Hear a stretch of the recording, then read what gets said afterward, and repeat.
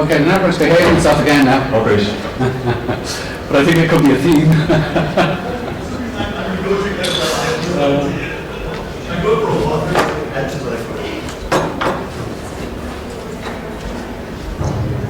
It's a bit of a maze, yes.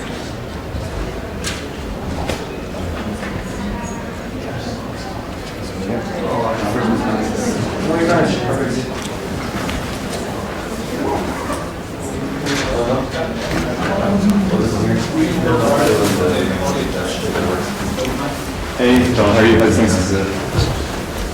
John, you can would that be cool? I'll see you because it's all stuff. Yeah. It's a such back. Oh, that's a little book. It's a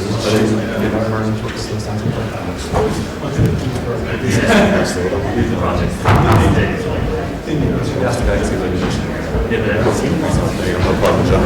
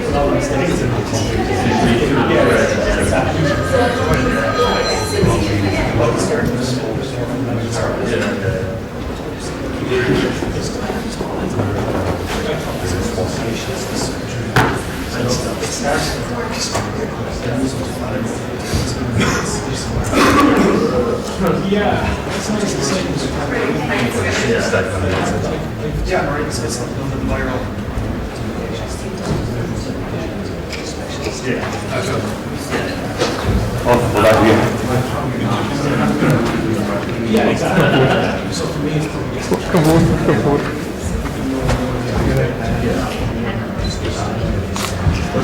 Fire. Good. Is it fire? Yeah.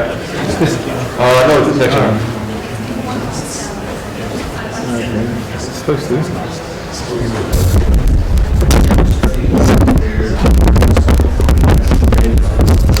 I don't want to be on also. So, okay, sorry John. Sorry. We'll try again later, don't we? Sure.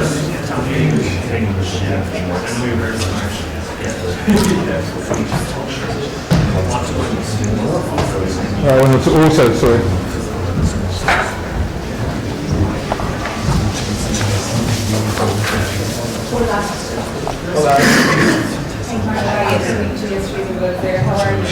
Michelle, how are you? Lovely to meet you. Wonderful. How are you guys asking for the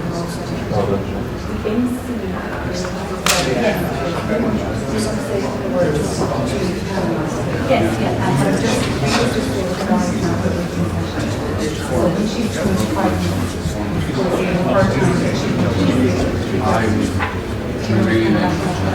okay, yeah, okay, perfect. Or should we have a time to That's pretty much hands down, you know, 45 minutes. Yeah, but that's okay because we're not going to be taking up half an hour with the working ourselves. So by the time you start, 45 minutes. let's say you start in 10 minutes, right? Yeah, I know.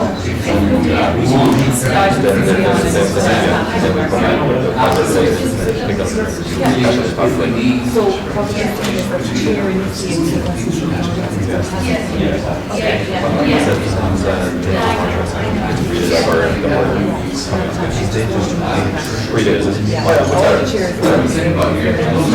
Fine, what's that? We had something kind of first chairs.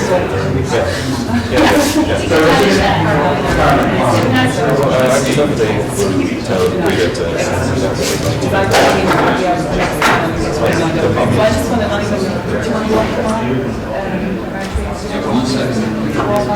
I can introduce them one by one. They can come in when, I can say the chair is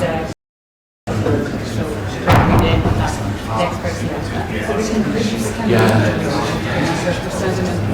They stand outside and when I call their name that they walk on. sorry, the experience begins out of So I can introduce them one by one so they can be standing at the side or do you want them all in together? just come in with them. They'll be briefed as they'll be sitting together for a few minutes before each panel. So we do the bus and first thing for seats and that is going to walk in here and we on stage. Okay. Sorry, might be harder, but if you're okay to do that, that's fine. I'll try and make it. Just call it perfect. Like in between, unless you want me to say anything, I'm not going to be. No, I'll just go around and yes, there's particular comments. Like if there's anything you want me to say, Yeah. What will maybe you can say to me the planning for questions and buildings. Okay, gotcha. Okay.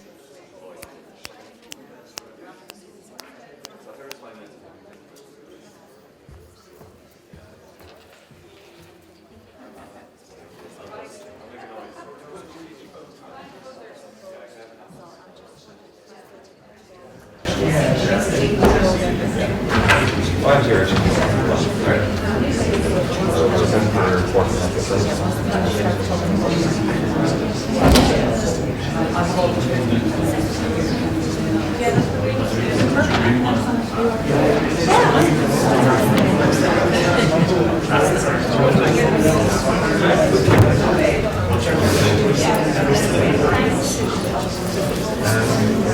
Hi there. How's it going? I wasn't paying attention before. Tom out there.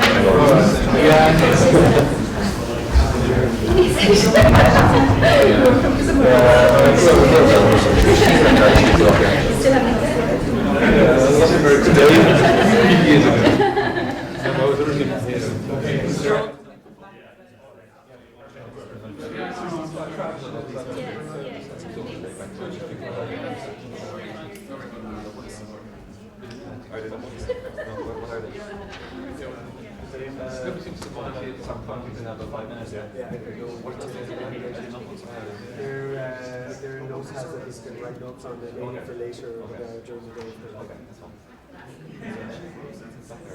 No, it's going to access. Oh, Are you doing more interesting to do, okay? Yeah. Yeah, we got the rugby guys in.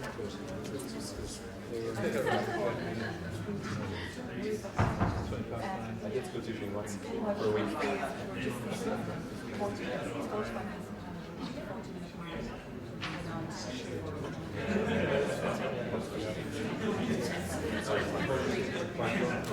How are we going to signal that?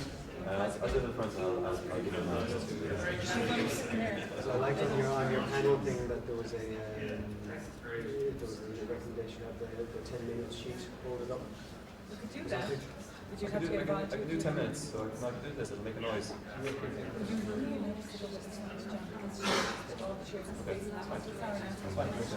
We'll get this. Yeah, that's great.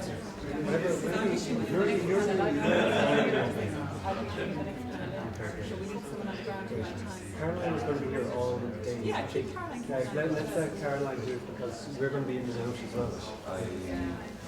She's not able to do it. Really? Well, she needs that. Well, okay, she's a timer. Because we'll try and keep as much in time as we can. So we're Very back though. So just get one of the volunteers to sit down in front of me. okay. Publish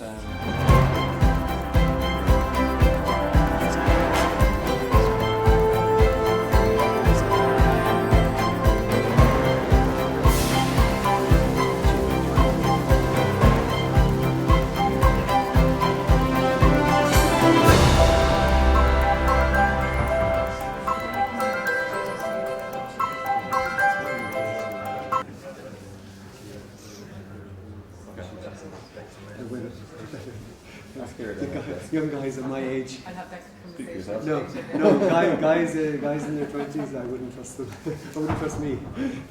Those girls are tough. They're efficient. Now, flash forward. Yeah. Did you use the PowerPoint? Can I take a picture? Can I have a picture? Sure. I did. No, I did. I had to do a little bit of editing because Oh no, it didn't work again. David had one of the pictures. I think it was Phil McCarthy. The picture was really Rowan. I was just showing. I did, yeah. Sorry. So I do. Thanks. Cool. Done and amazing. Okay. Let's start getting them in because What's wrong with the flash? It went off just a minute ago. Oh, right, okay. But now there's some work again. Maybe it's just a really slow charge into bars. Is that the button on it or is there a button on? It's a rubber thing. Oh, right, okay. So here we go. Eh? Yeah, Kick off it's good, time. yeah. So are you doing the first? I'm doing the welcome speech, but Maura Trass is going to be doing the introducing. Maura Trass, she's going to teach you Cahan. All right. Okay. It's good. Need to get a person to do the timer stuff. It's a bit. Okay, sorry.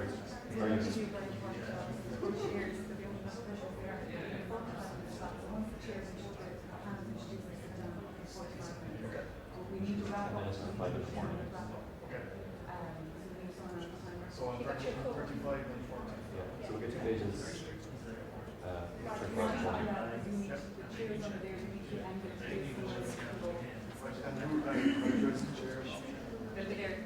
The chair is whoever's the chair of the panel is in there 10 minutes, 5 minutes. Yeah, I know. I think it was like that. On the president or something like that.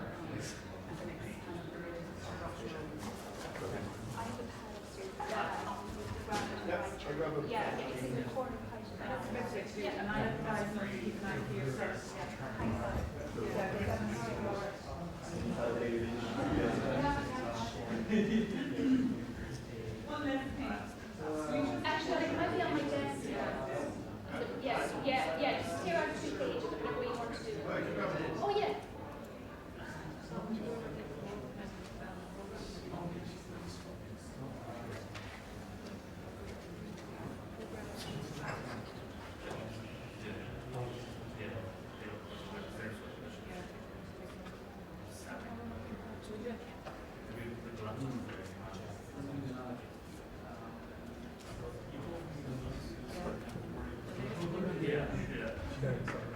MC, yeah.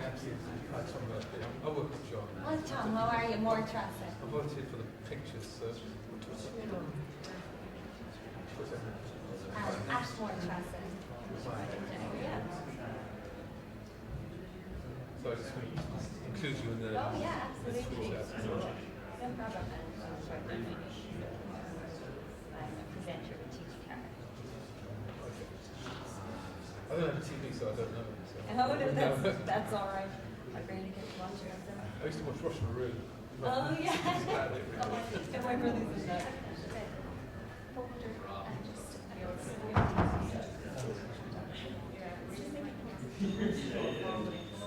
Thank you. No problem.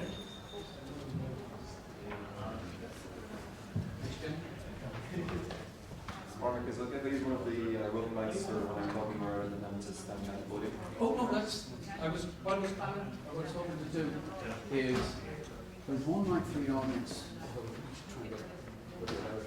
Then one for each other. And that's for you. Okay. Okay. Does that make sense? Yeah, but even just at the beginning, when I'm actually sharing stuff, just to pick it up and use it, yeah? Yeah. Okay, great, super. You want to use the mic there, you want to use the roving mic, which is more comfortable just for in general. Okay, great.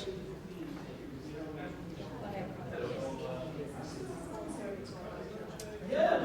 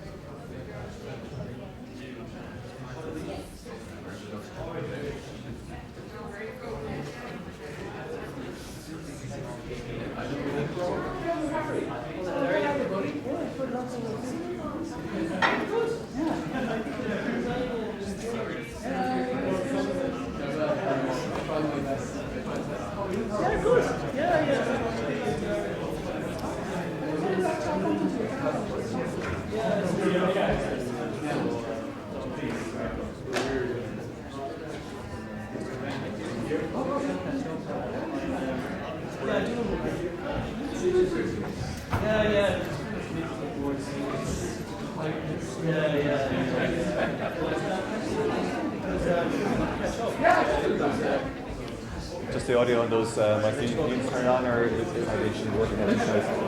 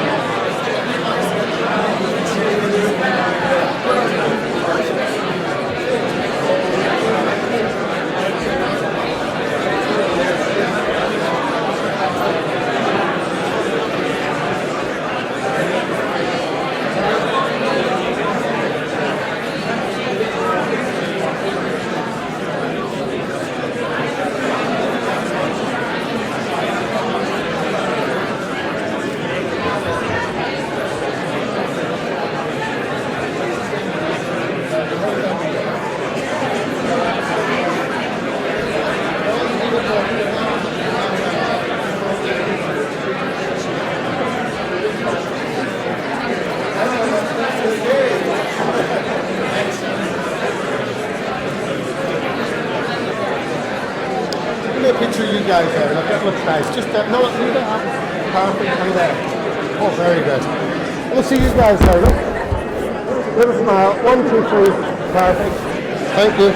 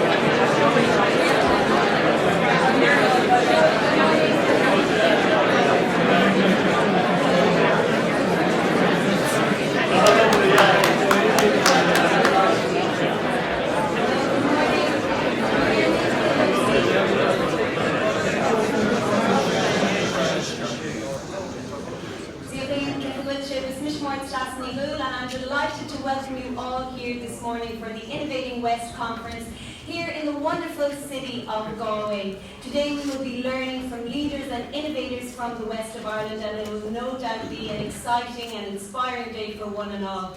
Before we begin, I'd like to draw your attention to the emergency exits. There's two behind you. There's one on my right here, and in the unlikely case of an emergency, we'll try to evacuate in an orderly manner. We have 7 panel discussions throughout today. We'll also be breaking for tea and coffees and for lunch as well. But before we begin, I'd like to welcome Dave Cunningham and John Breslin, co-founders of Innovating West, to say a few words. Gurmina Maggie.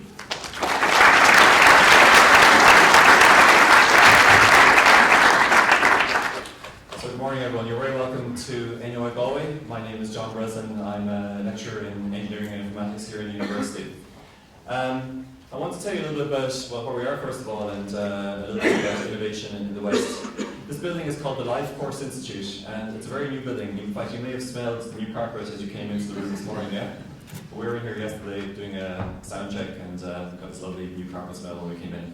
But this building basically does studies on children's studies, all the way up to old age and elderly people. So basically the full kind of range of life and studies in that area. And in fact, a lot of the new buildings in the university have been through the great work of the university, but also through Atlantic philanthropies have been built. So this building built fairly recently, and the person behind that is John Feeney. So he's the person who Atlantic philanthropies basically drives their funding from, because he was an innovative, pioneering person in the duty-free space. So I think a nice example of one of Ireland's innovators. And in fact, you know, all through the west coast of Ireland and Ireland in general, we've lots of innovators. I'm from Clare myself, and of course one of our great innovators is John Holland, who invented the submarine. If you go up as far as Donegal, where my other ancestors are from, you might guess that from the name Breslin.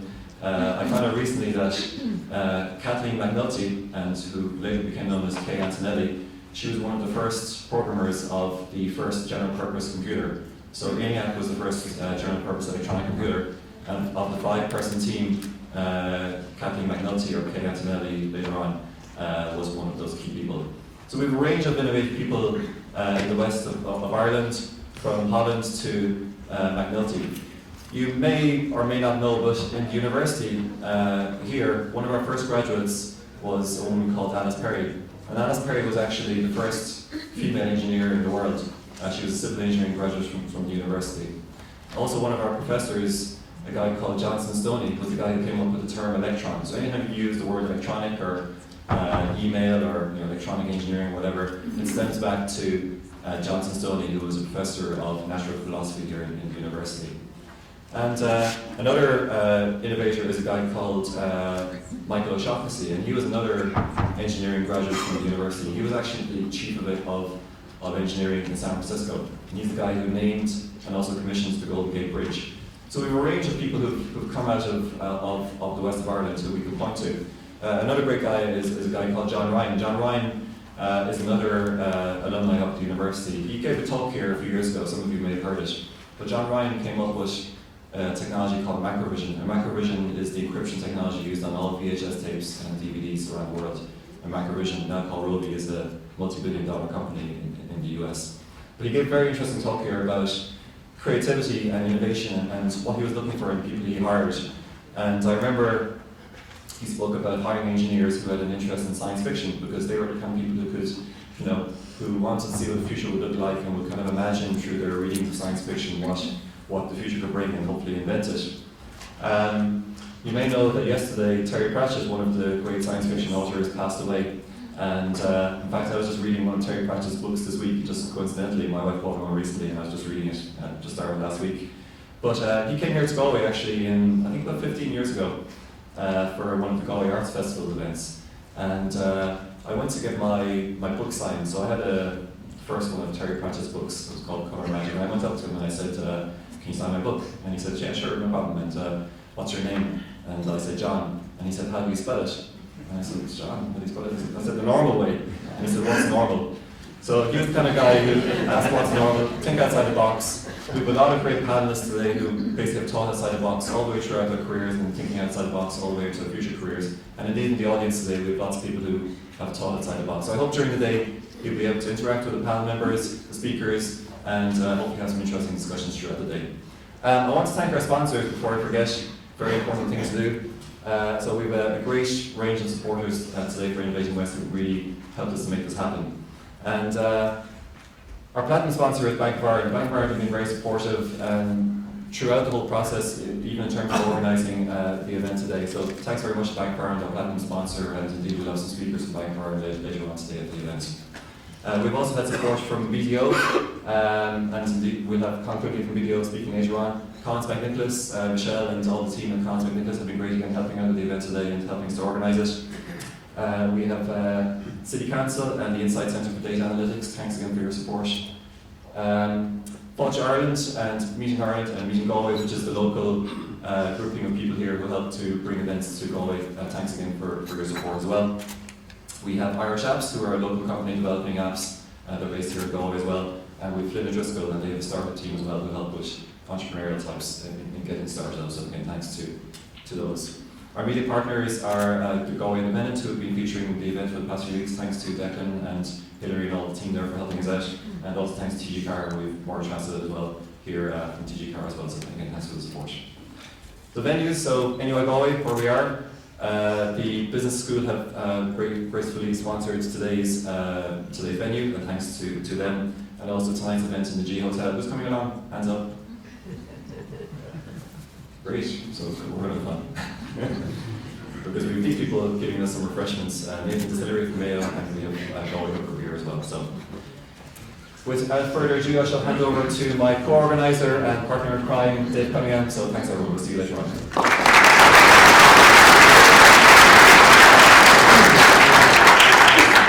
Thanks, John. Good morning, Paul Chaplin. So you're really welcome here today. Just a little bit of housekeeping to be done.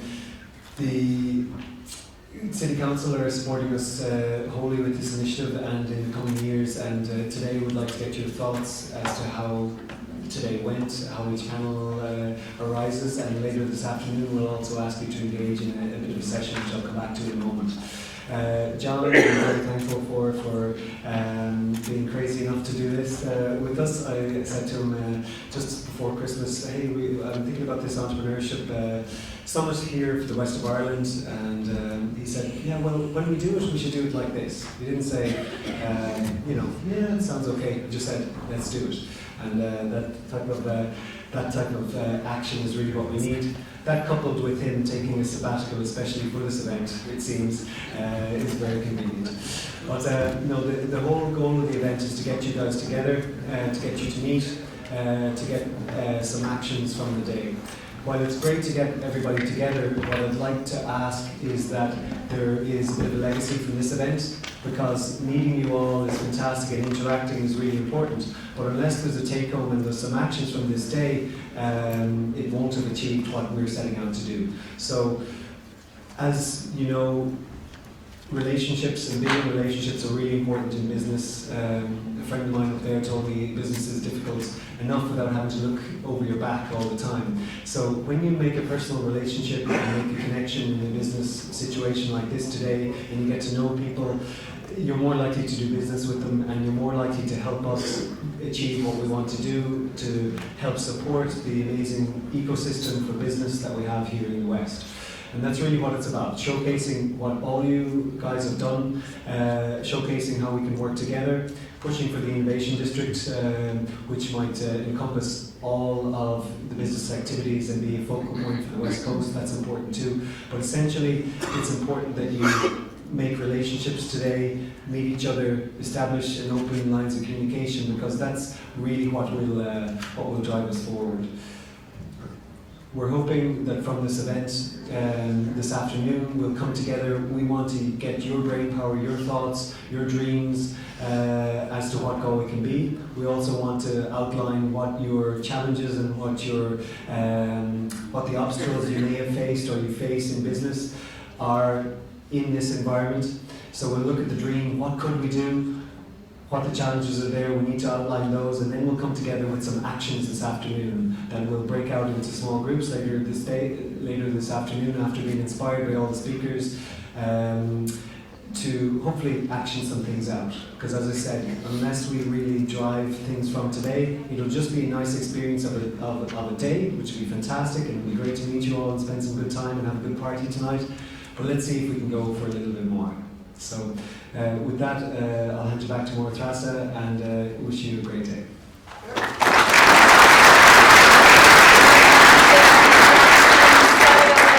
Right, we're ready to kick things off with our first panel discussion, one I'm personally very interested in, lifting Connacht Rugby to a new level. The chair today is Greta Fox, who is head of Local Enterprise Office Galway, a big rugby fan. Could you fall Sarinta? So we have Greta.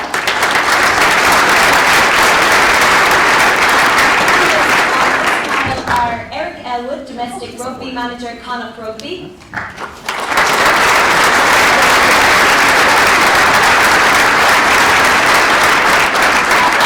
Was Head Coach with Connacht Rugby.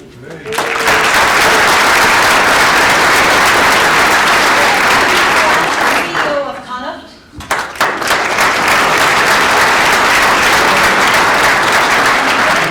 Elite Player Development Officer with Connacht Rugby.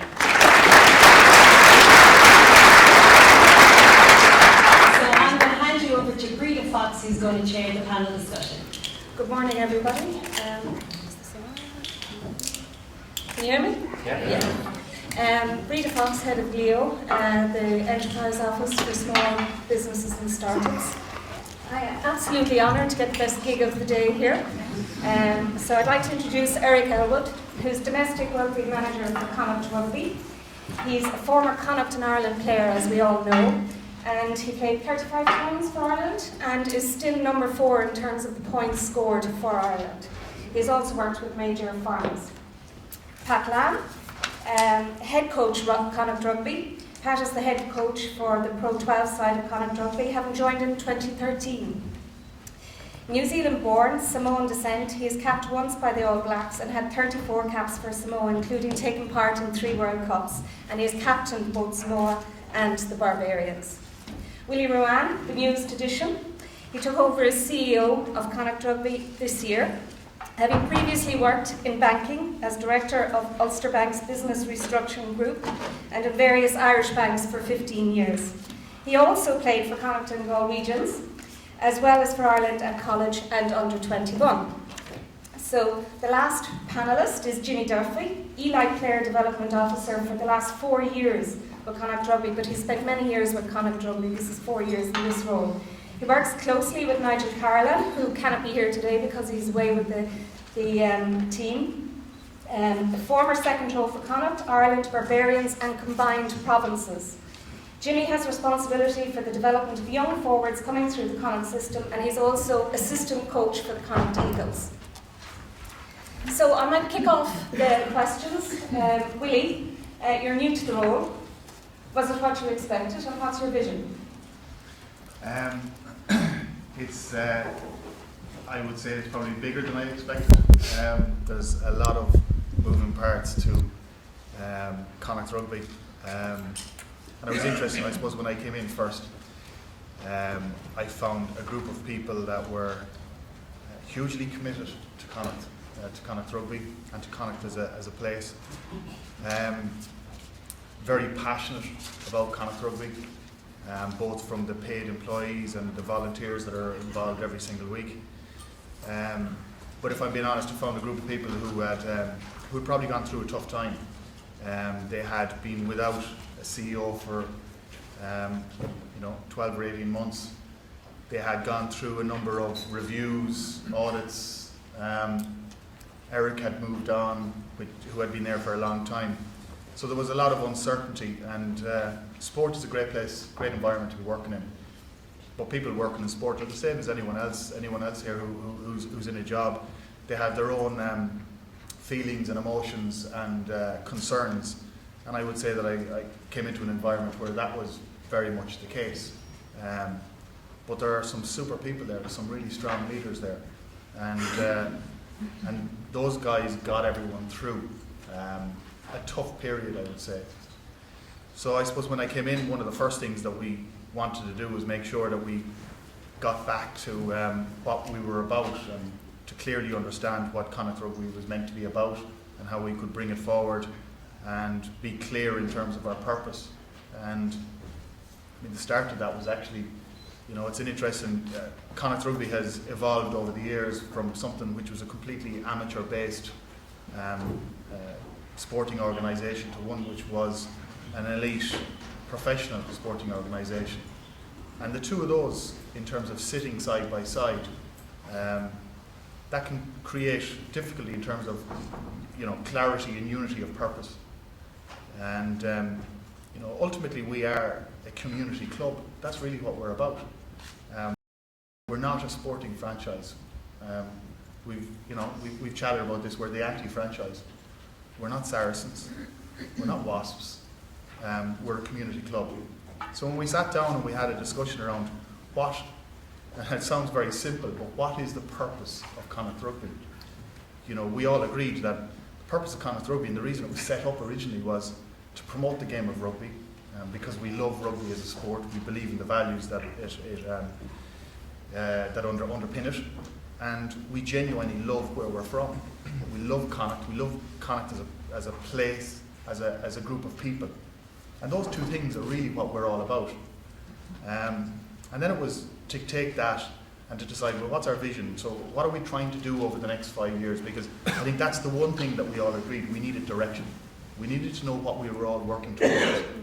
Not something that the professional team that Pat was working towards, and then something that Eric with the club and community game was working towards in the academy.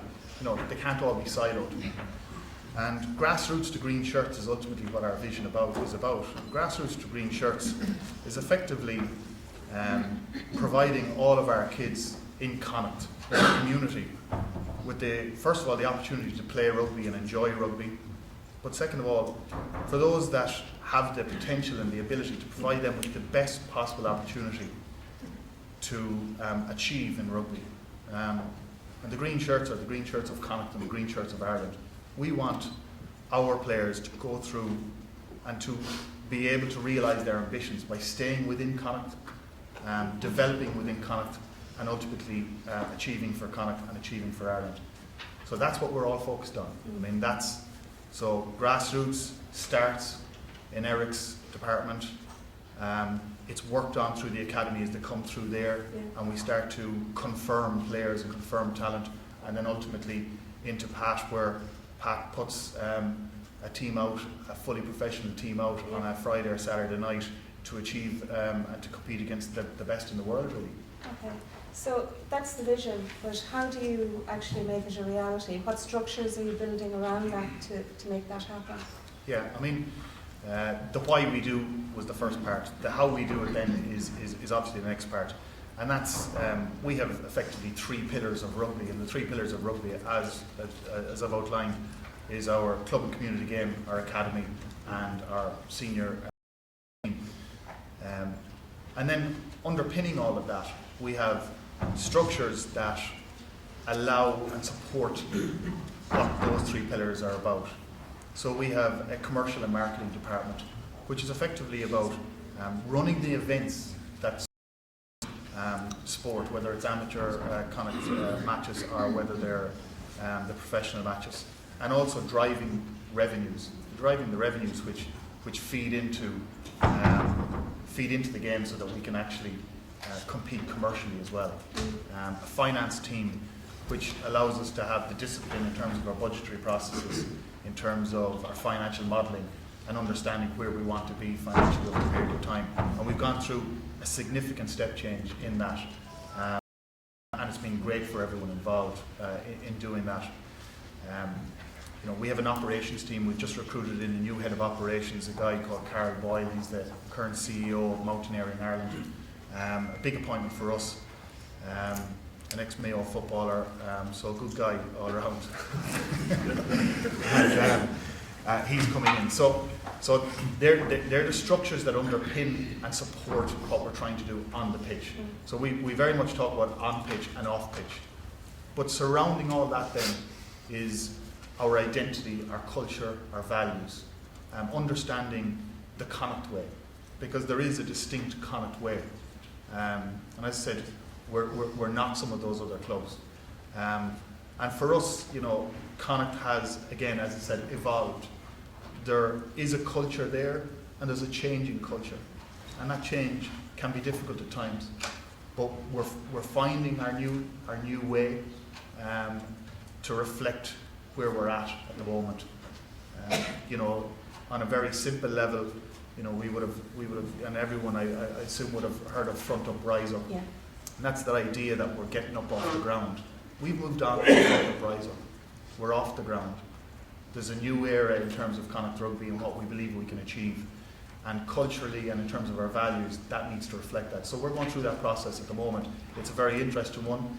You have a lot of, we've discussed this, we have a lot of big characters, and it's important that you get that sense coming through. But that underpinning it all, we are a community-based club. And that's what we're about. Yeah. We're very fortunate. You have people like Garrick, Jimmy, and Pat that get that. Pat came through, trying to develop that game and step up and compete with the best in the world at the time as well. So Pat has gone through that process, and it's great that he comes into an environment like Connacht and he gets that. I mean, the two guys have lived and breathed that for years. You can see it in most of the matches anyway, because they're very much family affairs. Parents with children, and then you have the half-time, the younger players playing. Yeah. So just in relation to your vision, etc., and how does that align, or what support do you get from the IRFU, and how does your vision align with, I suppose, their goals? Yeah. Oh, sorry. The IRFU have been super. I mean, in the past there's been all kinds of talk about the IRFU, but the amount of funding that the IRFU provide us and invest in Connacht rugby is very, very significant. And going forward, really, it isn't about the IRFU, it's about what we can do for ourselves now. How can we bring it to the next level? So that's very much what we're focused on. The IRFU support has been, as I said, very, very significant. But not just financially. I mean, the National Performance Director has come in. He's been down in Connacht continuously engaging with Pat, engaging with the academy in terms of where we're going at an elite performance, on an elite performance basis.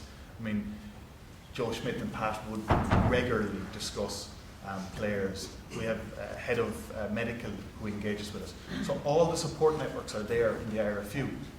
The difference is, do we want to avail of that support, or do we think we just plough on ourselves? That support is there, we're tapping into it, and we're very, very happy to be able to avail of it. Where the alignment of our vision comes in is that ultimately the IRFU invest in Connacht rugby because they want to see Connacht players on the pitch for Ireland. That's ultimately what drives Irish rugby team. It provides 80% of the rest of the game. So So the Irish team is really at the heart of Irish rugby.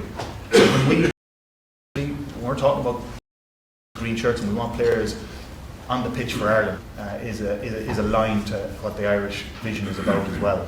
And thankfully we're doing that. You know, Robbie is a good example of that. We had 5 players in the autumn series, so we're achieving that. And then to see against England and to... Okay, so I might move to you, Eric. I suppose returning to today's conference is building teams and creating winning organisations. You're somebody from the region who has done the same thing or taken the thing to the next level. So, particularly in Galway. So, what drove you? I suppose the driving factors for me, I have 2 driving factors in my life. I've said before, the most important thing in my life are my wife and my 3 children. But if anybody who knows me, my passion is rugby and Connacht rugby. And, you know, the drive behind me is that, you know, I've had opportunities in my life to move on as a player, to move on as a coach. But what appealed to me is that, you know, over half my lifetime I've been involved in Connacht as a player, as an assistant coach and as a head coach before Pat. And the reason I stayed and the reason I wanted to change things, looking at my head coach's hat on, was that, you know, I really care about where I come from. I really care about the people I work with. And like in all walks of business, and my business at the time was rugby, and we're all involved in different parts of business, but at the end of the day, we're all dealing with people. And I really enjoyed working with the people I worked with. And I felt that this opportunity, and I believe things come around for a reason. So when I got the opportunity to be head coach at Connacht, I sensed that was my opportunity to maybe change the landscape and the world that we lived in the west of Ireland. Because, you know, I had to live my dream by leaving Connacht and go and play in Lansdowne and play up in Dublin for 6.5 years. And I was just hoping that with the advent of professionalism, we could just change things in the west of Ireland, where people were proud to play for their province and hopefully achieve their goal as well. So what we tried to do is, and again, it wasn't me, as I say, I work with great people, it was the we, it was the royal we, in that we tried to create a culture in Connacht to develop a team that the province were proud of, that people were proud to play for, and more importantly, people got behind. And I used to say all the time that it wasn't Derek Elwood's team, it wasn't a Galway team, it was the whole of Connacht. And we really wanted to send that clear message out that it was all inclusive, all encompassing, and it was the whole province of Connacht. Yes, we play in Galway, but it's a Connacht team.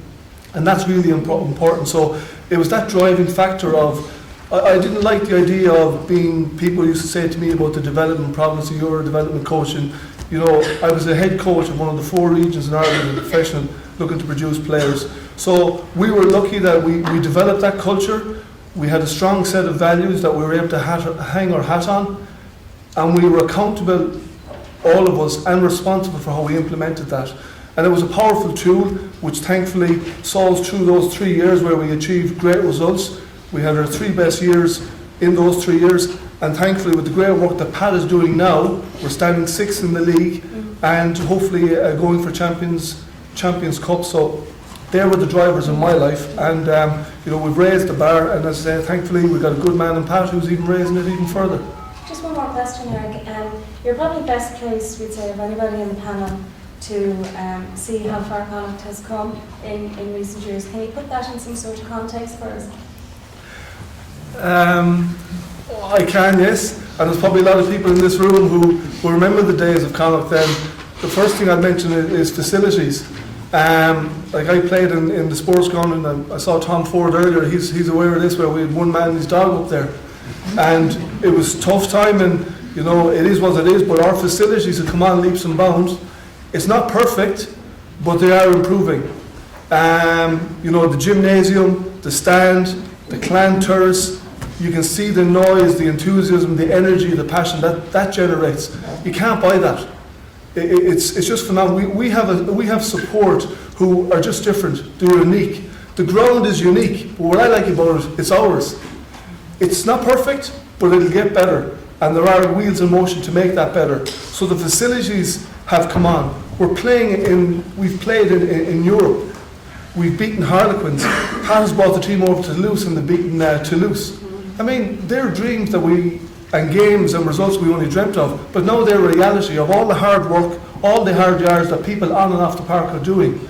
And then the 3 pillars we keep talking about, we have Pat, who's now the head coach looking after the pro team. It's come on leaps and bounds. If you go through all the levels of representation that we're now producing, the quality of rugby, the quality of our game, the style of our attack, it's outstanding. And then we have the facility of the academy. It's a well-oiled machine by Nigel and Jimmy and Mossy feeding into that. And in my new role as the club and community officer, I mean, people don't understand, and I really now appreciate the amount of work that's been done by volunteers, people on the ground, in the minis, the youths, the women's, the underage. It is phenomenal. And there's a lot of good people doing a lot of good work who are really going the extra mile on behalf of Connacht. And it's only now you appreciate where I was the head of rugby, and now I'm at this level, so I can just say,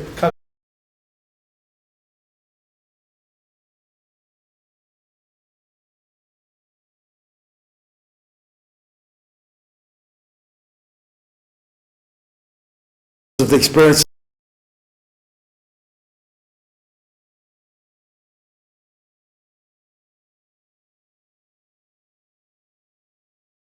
I have a purpose.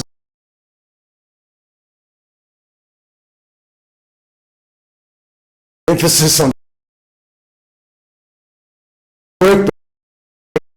Been blessed with a small Samoan family, probably even smaller Irish family. I have 5 children, okay, and I have a purpose to try and be the best dad that I can be.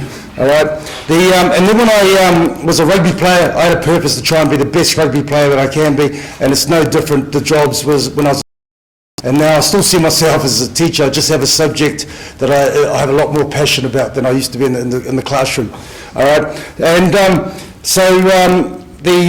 purpose is the first one. The second one is people, just like Eric said. You know, we're not supposed to be on this earth alone, all right? It's about how we relate. And even coming in here today, you know, I met Colin for the first time. He talked about him taking a year out to chase his dream, which was inspiring for me. You know, I caught up with, I met Fiona, and just talked. She ran a marathon, and just listening to people and connecting with people. I do want to say one thing. I wasn't going to share this, but I will, because I believe there's 3 types of people. But the word and the weather we had today reminds me of it. All right, because I believe there's 3 types. Someone comes in the day. Sorry, some people wake up like this. It's a beautiful day like today, and they're like, ugh, not another day. I don't want to see today. I don't want to see anyone. Fortunately, there's not too many like that. Then there's the day we had yesterday, right? Where I shake this guy's hand. I shake everyone's hands because that's what we do. But the energy that he brings lifts me. Now, night with the kids, all right, and it's haven't had much sleep. But the energy that someone can pass on to someone else and connect, because effectively, when we're talking about team sport, that's what it's about, all right. The other thing we do have a handshake, all right. 1, 2, back. 1, 2, 3. That's Sligo, that's Roscommon, that's Leitrim, that's Mayo, and that's Galway. And the boys do that every morning. Why? Yes, to connect, but also to remind them, over 30% of our players, which is fantastic, are Indigenous. They come from Connacht. The rest come from other parts of Ireland, and like some of us, they come from around the world. The key thing is that we're able to connect and understand who we represent. So when it gets tough and the battles that we have to face out there, all right, as long as we know who we represent, but also who's standing next to me, and that's what people's about. If you don't connect, it's difficult. Third P, perseverance. Every single person here is who they are through the tough times you've been through. All right, that's where the learning and the growth takes place. Rather than why me, why has this happened to me? Yes, it's tough, but it's an opportunity for us to actually grow. So perseverance is the next one. And the fourth one is what all of us are here about, is performance. All right, how we perform, how we do our roles, how we do our jobs in every area. I'm going to leave one tip here around performance, and it's a tool, powertrain. Anyone heard of the powertrain? All right, it's a tool you can use in any parts of your life if you want to improve performance. Very simply, perfect. We've got a train here. The front of the train is the engine. It drives it. It's your vision. It's your purpose. The first carriage, all right, is your thoughts, what you think. Well, sitting right there is your words, what you say. Over here is your actions, what you do. And the last one is the baggage, all right? Big shoulders, I can say that, big shoulders. All right. Now, let me just quickly share a vision that I have. It is a big one in my life. By the time I get to 75, God willing, I want to have my big Christmas day, put on a big feed, all my kids, grandkids, and they all come around, give them a big feed, give them presents, and then tell them how cool I was when I was a young fella. That's the big dream. All right. Imagine my thoughts like this with my wife. I look at my wife, geez, after five kids and after all these years, she doesn't look the same when I first met her. Then I go down to Fat Tony's and I have my hair cut and I read the magazines and I see older guy, younger girl, okay, and then you turn on TV, bang, all of that stuff's bombarding my thoughts. Then in what I say is, how's Steph? Ugh, nag, want to do this, she's handbrake, da-da-da. All right? I think like that, I talk like that. Then I come home, I've had a really tough day, okay, and all I want to do is have a glass of wine, put my feet up and relax, okay, but I come in, the place is a mess, there's no food, I'm hungry. Am I the only one who works here? Where's my food? All right? The chances of me having that big day, high or low, right down here, be very lonely by myself.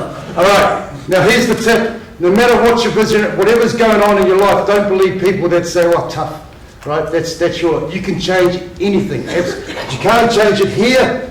You can't change it here. You have to go here in the way you think. All right. Now, when I look at my wife, I can't believe everyone knows. Oh, Pat Lamb, nice guy, coach. Don't really know me, but she's the one person who knows all the good stuff, but knows all the worst stuff about me. Sacrificed their life and gave up her career so I can do what I do and look after the kids. All right. So when I talk about my wife, no, she's the best. No, minus. All right. And then I can come home and I know I have a 15-minute rule. All right. I know the funny thing, if I come in and give her quality time, that's her love language. If I give her quality time for 15 minutes and listen, talk, guess what she does? Take a seat, have a wine, just relax. All right? Don't tell her, that's the rule. Give 15 minutes. And then on the back of that, the chances of me having that big day, they go up. All right? And all I did was change the way that I think. And so when I put that, that's me summing up. My coaching philosophy is very, very simple. All right, I love the game, just like Eric, passionate about the game. So it's about developing the game, developing the players around skills. Right. The second part around my coaching is the culture. All right, it all goes hand in hand around how the way we do things and how we treat each other. The third one is about leadership. Leadership, because ultimately this is the big equation. Your vision drives your leadership. Your leadership drives your culture. Your culture drives your performance, and that's what leaves the legacy. All right. So that's me here. All right. And over here is Connacht Rugby. So when I got interviewed with, had an informal chat when I was over with Samuel in Wales. I got flown into Dublin, and they were talking about Connacht Rugby and da-da-da. I had 5 choices I had to make, 5 clubs. But when I went to Connacht, I said, "What's your vision?" All right. And they turned around to me and said, "We want to be the best in 5 years, the best Irish province in 5 years." All right? And I went, that got me straight away. Then I went home, spoke to my wife, "Where is Connacht?" Right? First of all, Ulster, Leinster, Munster, yes. All right, but I had a quick look. Then I started to look up and I saw this man. All right, and you all know him and the passion that he had for this place. I saw they marched all the way to Dublin, all right, over 10 years ago when they tried to rule out Connacht Rugby, and they had that passion, we're going to keep going.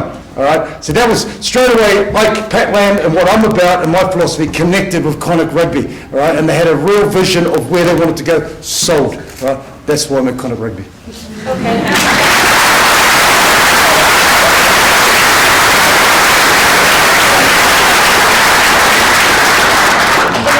To your time here then, has Connacht lived up to your expectations in terms of the people, the region, and I suppose more particularly Connacht Rugby? I think the people and the region, without a doubt. I mean, part of the reason that we send the team all the way to all the areas of the province is that we get a chance to connect with the people and what Connacht stands for and what it's about. The place is beautiful, all of that. The rugby side has lived up to my expectations when I first came here, right? And I love everything that I saw and I witnessed and what I'm trying to build on the good work that Eric and others have done. Totally lived up to that. All right. I had question marks around the organisation. Why? No CEO. CEO left not long after I arrived. All right. And then there was, because I believe the team is part of the organisation. It is not the organisation. It's the whole lot of us as a group.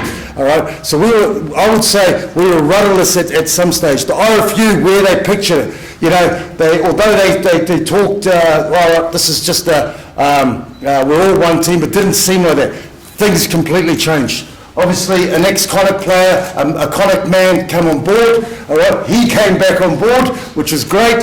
And then the biggest thing, like Willie said, put the vision. We established. Now, the vision I got told was just said to me at the time. All right, when I came here, I didn't realise it. What Willie did was grab all of us and say, what are we truly about, as he mentioned. So that got me going, right. Then the RFU suddenly changed, and that's why 4 provinces, 1 team. And alignment came with that. Alignment with the team came with the whole organisation. Totally excited. That's why I signed for another 3 years, because I truly believe where we're heading is we've got some exciting times to come. Okay.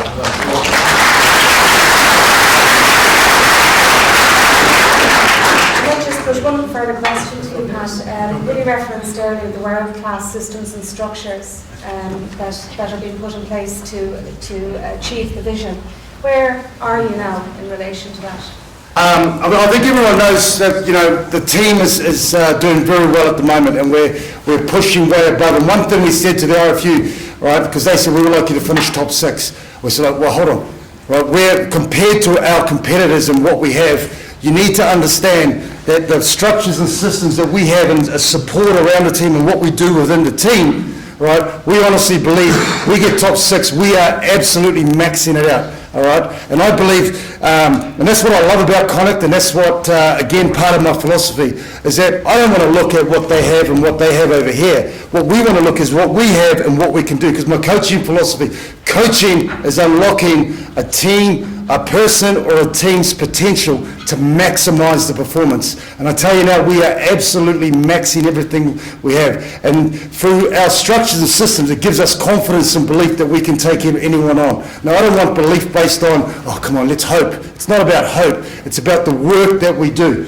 All right? Now, how do we go further? So we're in a really good place at the moment, but we want to go further. You imagine we take our structures and system. Yes, there's more investment in us because then everything else goes to another level. But whatever we have, we make the most of it. 3 things I believe that we're to go further. Number 1 is challenge. All right? Are we really world class? All right? What are we doing well? What can we do better? Are we leading the way? Are we going in the right direction? Second thing, invest in your people. All right? And that's what Willie and our board are passionate about. That empower our people to lead, empower our people to perform, right? And then recruit and retain based on performance, rather than just nice guy, been here a while, so forth. It's all about that. And the third one, push the boundaries, all right? Yes, we're going well here, how do we do it better, right? Is there another way? And be innovative, which is what this is all about,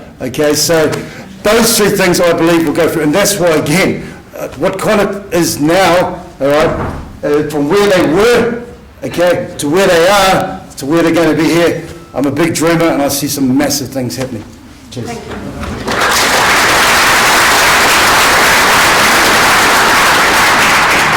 So last but not least, Jimmy. Stand up.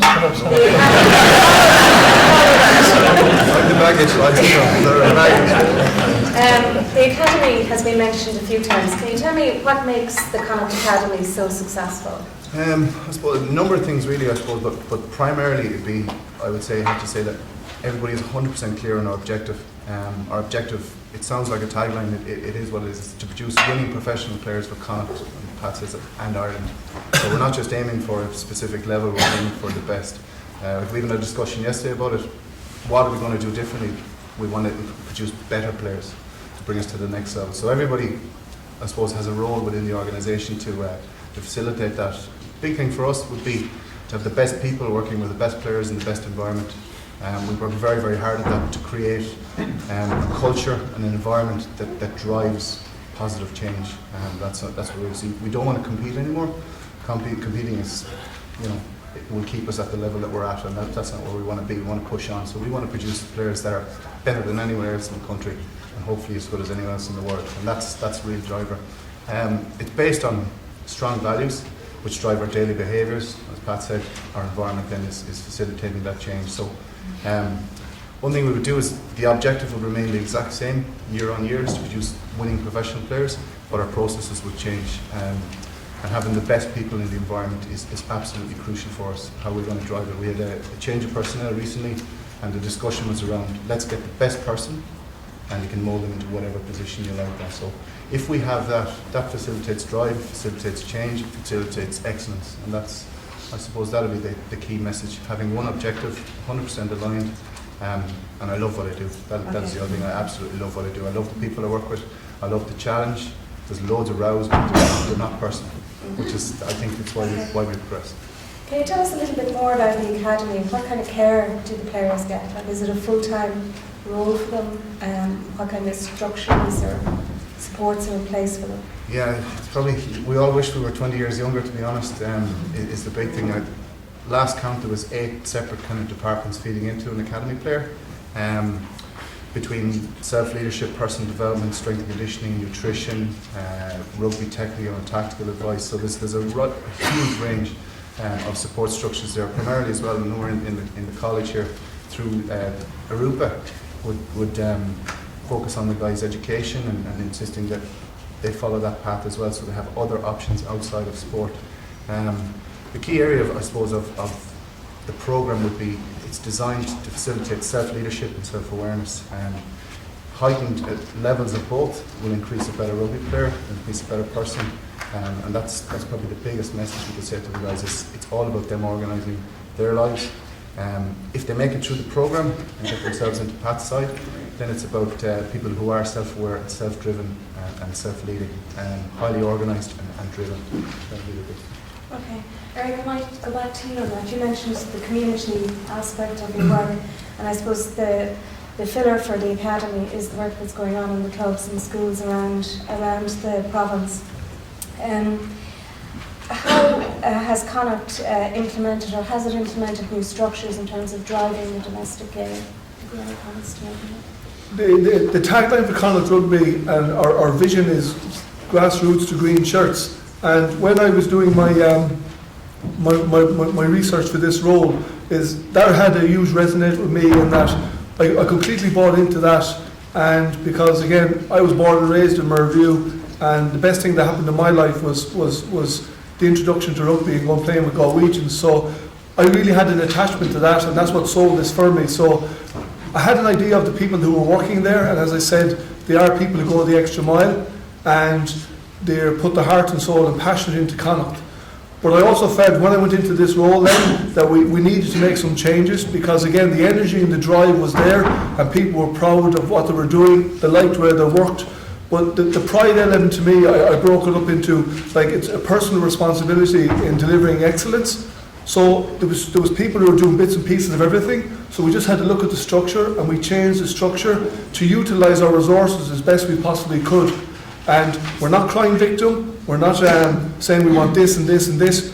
We believe with the quality of player, or the staff we have, we just needed to break and reshape our structure. So what we focused on splitting it into the off-field and the on-field. And the reason being our focus on the on-field, because of our resources, we just didn't want to stretch ourselves so far, in the sense that our purpose was we were going to coach the coaches and look at our talent ID and really just streamline that, so there's a clear focus on the on-field. Then we go into clubs and the schools, and we have a real centric approach to the clubs, everything feeding through the school, the club, into that area. Then we could focus solely on that. On the off-field, again, I have such a huge appreciation of the work that's been done by volunteers, so we really needed to focus and help the schools and clubs as best we could, because we could have situations, which we do, where we could have a teacher looking after three teams. If that teacher who's given up his time, his effort, his free time to bring the game of rugby to every little school, he's on his own and he needed help. So we're there to implement these structures and processes in the school. So we're looking at a volunteer strategy, we're looking at the participation and retention of our numbers, we're looking at the club structures, and again just implementing programs and helping them with their child welfare, their safeguarding, their finance. So, like, we're here to help, but we're also trying to just put the onus as well on the club that they're looking for that betterment and that self-improvement. So by splitting it into the on and off, we feel we have two separate departments who are professional in dealing with both of those, and again, hopefully we can raise the profile in that, because there's a huge amount of work being done. The numbers in the mini sections across the whole province is saturated at the moment. The work that's been done on the youths, but again, it's an area we have to focus on because there is a drop off from 17 to 21 year olds, and this is across the whole of Irish rugby. And then there's a drop off in some of the adult game, 25 to 30. So we're trying to bridge those gaps. We don't have all the answers, but we believe with this structure that we'll be able to engage with all those stakeholders in the clubs and the schools, and we believe we will get the answers. Because like I said in the previous, is that we have to, this is all inclusive. It's not the brand saying we know everything. It's not the club and community game saying we know everything. We want to engage, and part of that process is that we have what we call focus sessions. Again, like we did be going on the road when we were coaching, we're now going on the road, engaging with the clubs and schools, outlining and sharing and being transparent about everything we're doing, on and off. This is what we're doing. Will this help you? If not, can we have your suggestions? And everything is above board, and we're sharing that knowledge and information we have. And so far, so good. Things are going great. We're only 6 weeks into it, but we are making progress. Thank you. Willie, that brings me nicely back to you. I mean, very impressive range of activity and scale of activities that you're involved in. But if we go back to the business of Connacht Rugby, you know, how are you planning to, I suppose, fund its future development and success? Yeah, as I alluded to earlier on, I mean, the IRFU invest heavily in Connacht, but for us to take the next step, it's really about what can Connacht do for itself.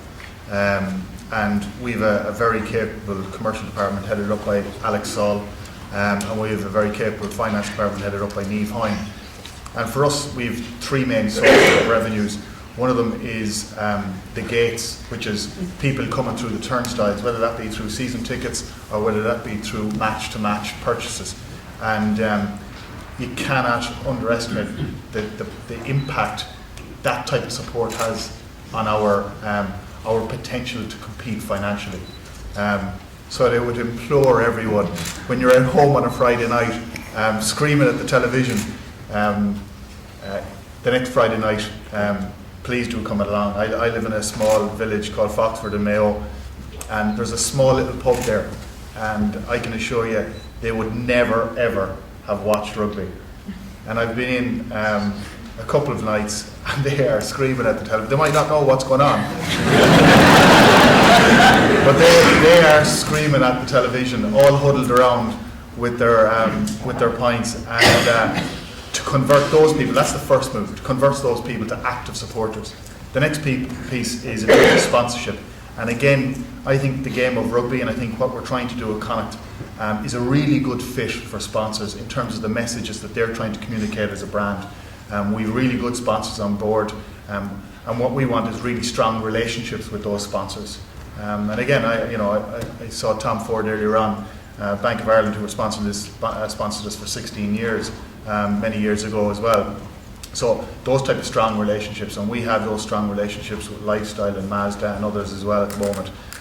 That's key to us. And finally then, it's all the periphery activity around match night, in terms of hospitality, in terms of sponsorship of players, and other various events. So the support that we get from our community, the support that we get from sponsors and Joe Public, that is key to making us and allowing us to compete financially and deliver the results that all these guys and everyone who supports Connacht Rugby wants. Okay, I think I've run slightly over time, so I might open it to the room for questions. Is that the front? How you doing? My name's Ken. Thank you. I've really enjoyed the talk so far. When I listen to you guys talking about talent and structures, I'm reminded of the talent that we have in the region, which is enormous. I think we would all agree. The structures remind me of the governmental structures. And I'm reminded of small and medium enterprise. And I suppose the tenuous analogy I would use is the club game. And without naming names, some clubs have been more successful than others in adapting to the new paradigm of professionalism versus the amateur game? And I guess probably for Eric and Willie more so, is what do you think are the key lessons that clubs can learn? And what are the management things that they can do that can be brought from, I guess, the good examples of clubs that can be brought into the larger economy?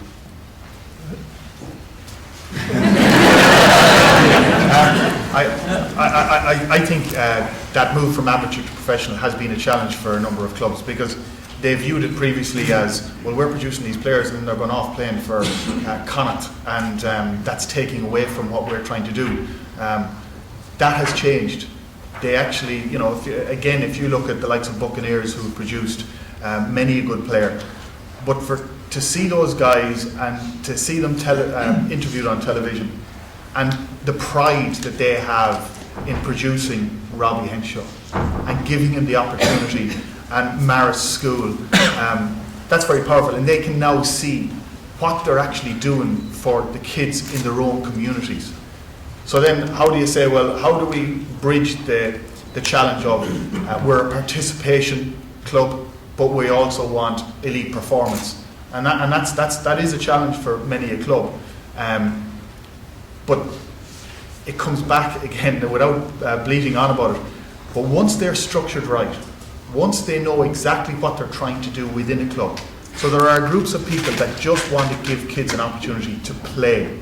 But then there are parts of the club that understand where there's talent, it's our duty, and we have an onus to those kids to be able to nurture that talent and give them a further opportunity again.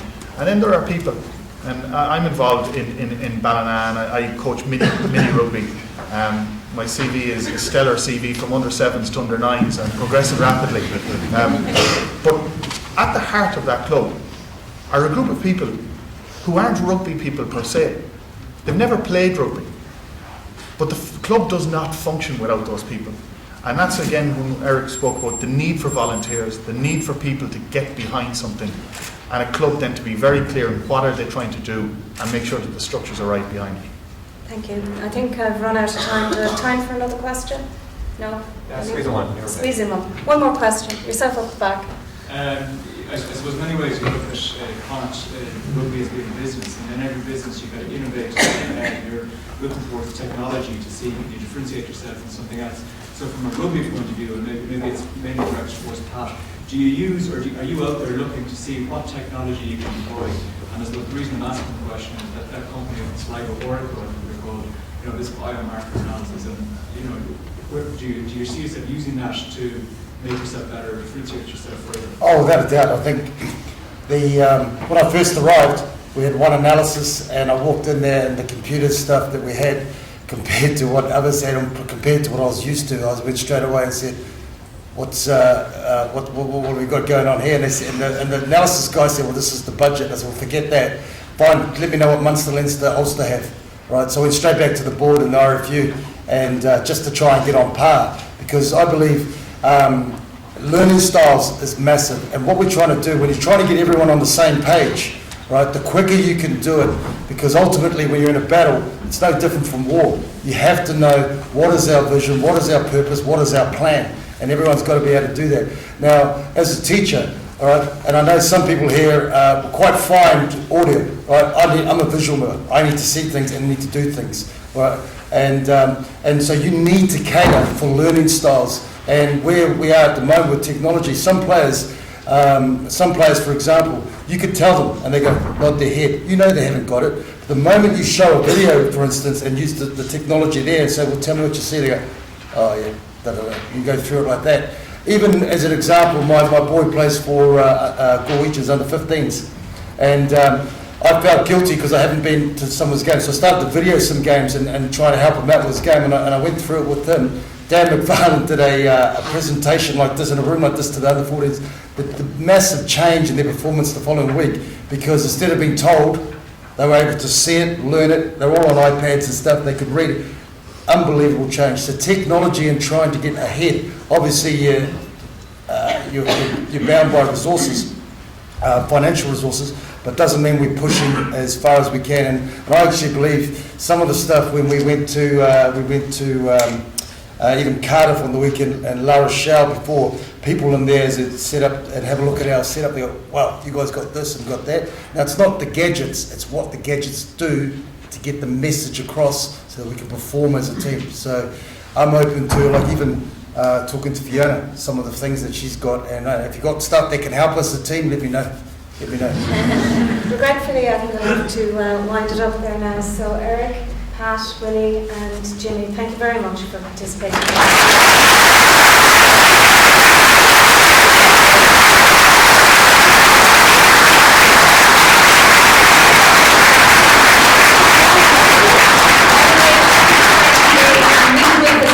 Fox as well, she did a wonderful job chairing.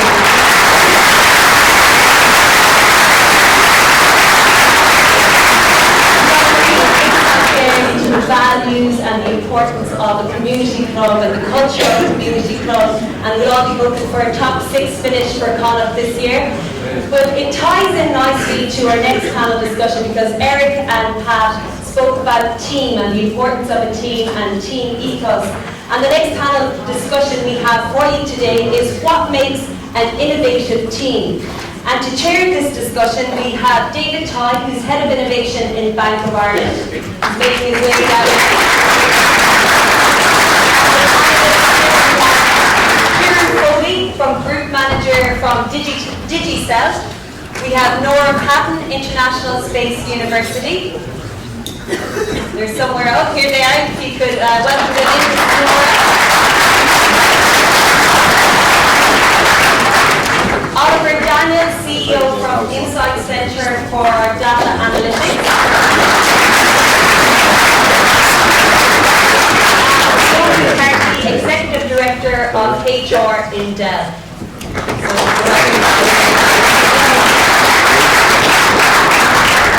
We have everyone. Is Kieran on his way? He'll be here shortly. So I'll hand you over now to David to kickstart this panel discussion, which is what makes an innovative team. And after this, we'll be breaking for tea and coffee. Great stuff. Good morning, everybody. I hope everybody enjoyed the first panel. It's going to be very hard to follow that. Apologies to everybody from Dublin who's here. I'm thinking of ripping up the Leinster jersey and putting on a Connacht jersey after that speech about that. That was pretty superb. So let me do a quick introduction to the panel, give you a bit of background. It's quite a lengthy one actually, because there's a huge amount of qualifications, experience and knowledge sitting at the panel. So I'll just run through very quickly. First of all, we have, to my left, we have Nora Patton, who's from the International Space University and the University of Limerick. Nora is a space nut, I'm told, and an aeronautical engineer. She's composite materials researcher at the Irish Centre for Composites Research at UL. Try to say that with a mouthful. She's an adjunct faculty member and co-chair of the Space Humanities Department in the International Space University's Space Studies Programme. That's a whole load of space. Nora is also Communications and Outreach Manager at ICOM. So welcome onto the panel, Nora. Thank you very much. Obviously, and I think many people will know Oliver from Galway, Oliver Daniels, CEO Insight for Data Analytics. Oliver's the CEO. He's joint initiative between the National University of Ireland Galway, University College Cork, Dublin City University and University College Dublin. Prior to his recent appointment, Oliver served as R&D leader for contact centre applications at Avaya and was also R&D leader for Nortel as well. So welcome onto the panel, Oliver. Thanks so much. And then finally, we have Fiona McCarthy, the Executive Director for HR for Dell. Fiona's held global and leadership roles for over 17 years with the company in Dell. She's responsible for the people strategy for over 20,000 employees across Europe, Middle East and the African region. And prior to joining Dell, Fiona held various senior HR leadership roles in Analog Devices, AST Computer and Boston Scientific. She's a native of Cork and she graduated an honours degree in economics from University College Cork and holds an MBA from University of Limerick as well. So welcome onto the panel as well, Fiona. Thanks very much. Can we give them a round of applause for doing this? Very quick introduction for myself. I'm David Tye, I'm the Head of Innovation for Bank of Ireland. I've been about 15 years in the bank.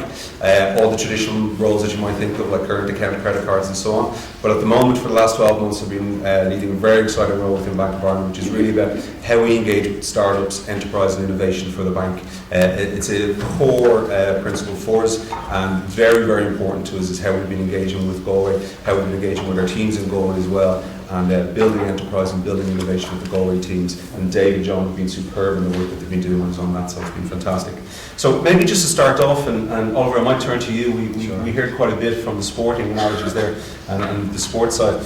You're quite heavily involved in sport in Galway. You've done quite a bit there as well.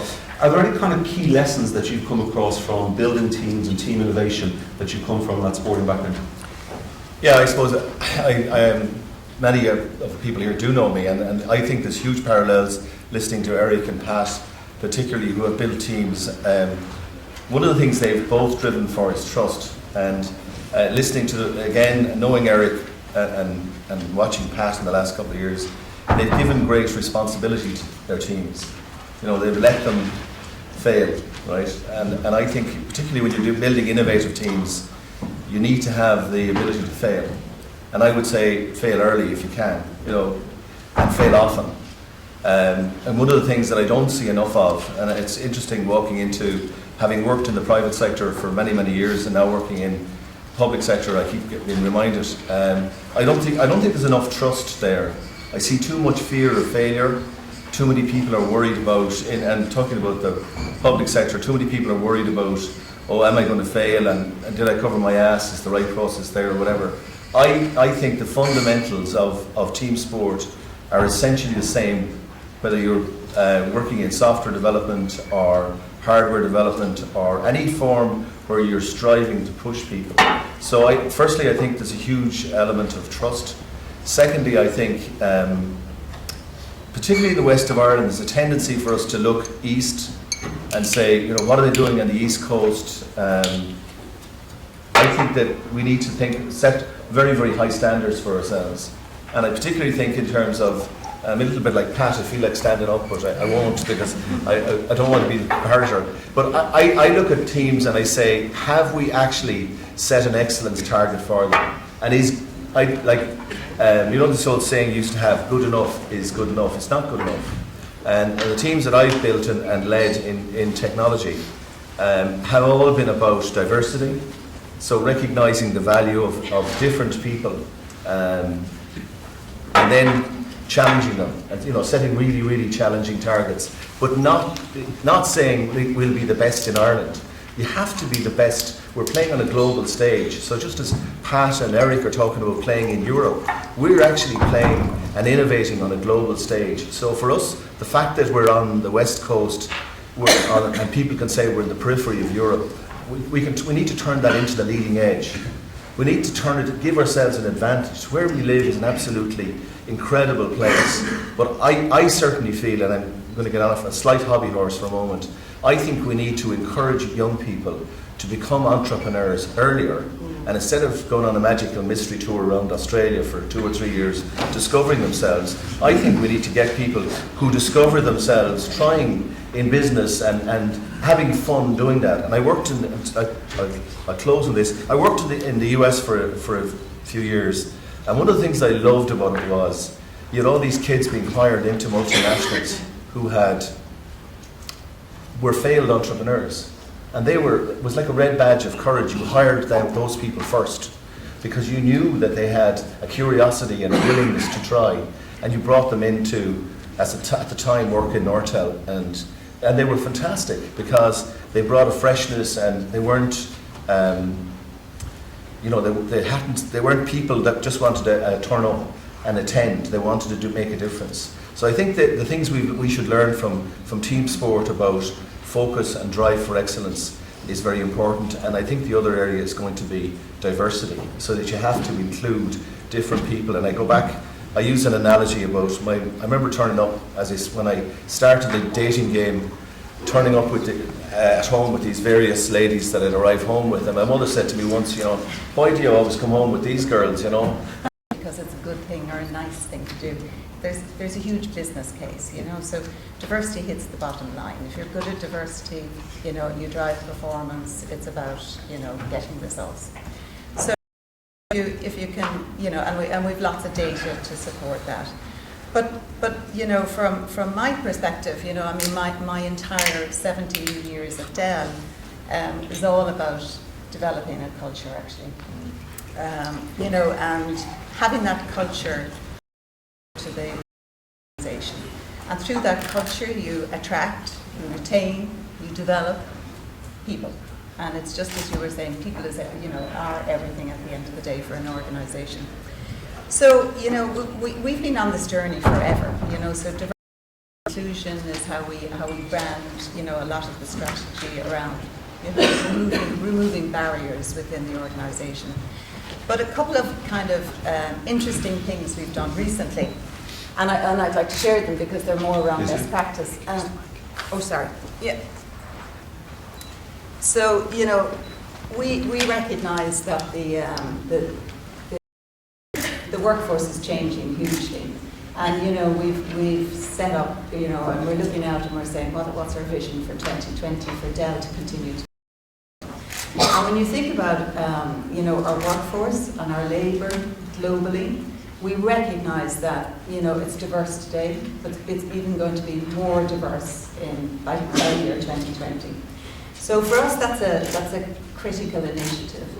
So, a couple of things, I actually attended what I call an employee European session last week. And this is about bringing, our people together in networks where they actually have, passion for driving change within the company. And the networks that we have created, some organisations would be very familiar with those types of networks, like Women in Technology, for example, so WISE teams. But Dell has gone beyond just WISE. So we know that by the year 2020, at least 30% of our organisation will be made up of those young people you talked about, Generation X, so millennials. So we know that at the moment, we need to continue to understand that generation, if you like, and create a workplace that promotes them, motivates them, and retains them for the success of our business. Another one is around, the society has changed. So we have a lot of, we have a network which we call Pride. And that's all about, removing barriers for gay, lesbian, bisexual, staff within our organisation again. Again, that's a very active network. Other networks we have are, another network around Connections. So a lot of our staff never come to an office. They connect to us virtually. We have 20,000 people who work virtually today. So again, they need, different support systems, different structures. Excuse me, a lot of them today might live in the west of Ireland, in fact, and just like myself, need to be connected 24 hours a day. So, there's lots of reasons why the organisation is changing, but the important thing is that we recognise that change, and we create an organisation and a structure that supports those differences and begins to remove the barriers. The other thing I would say is that those changes need to be driven from the ground.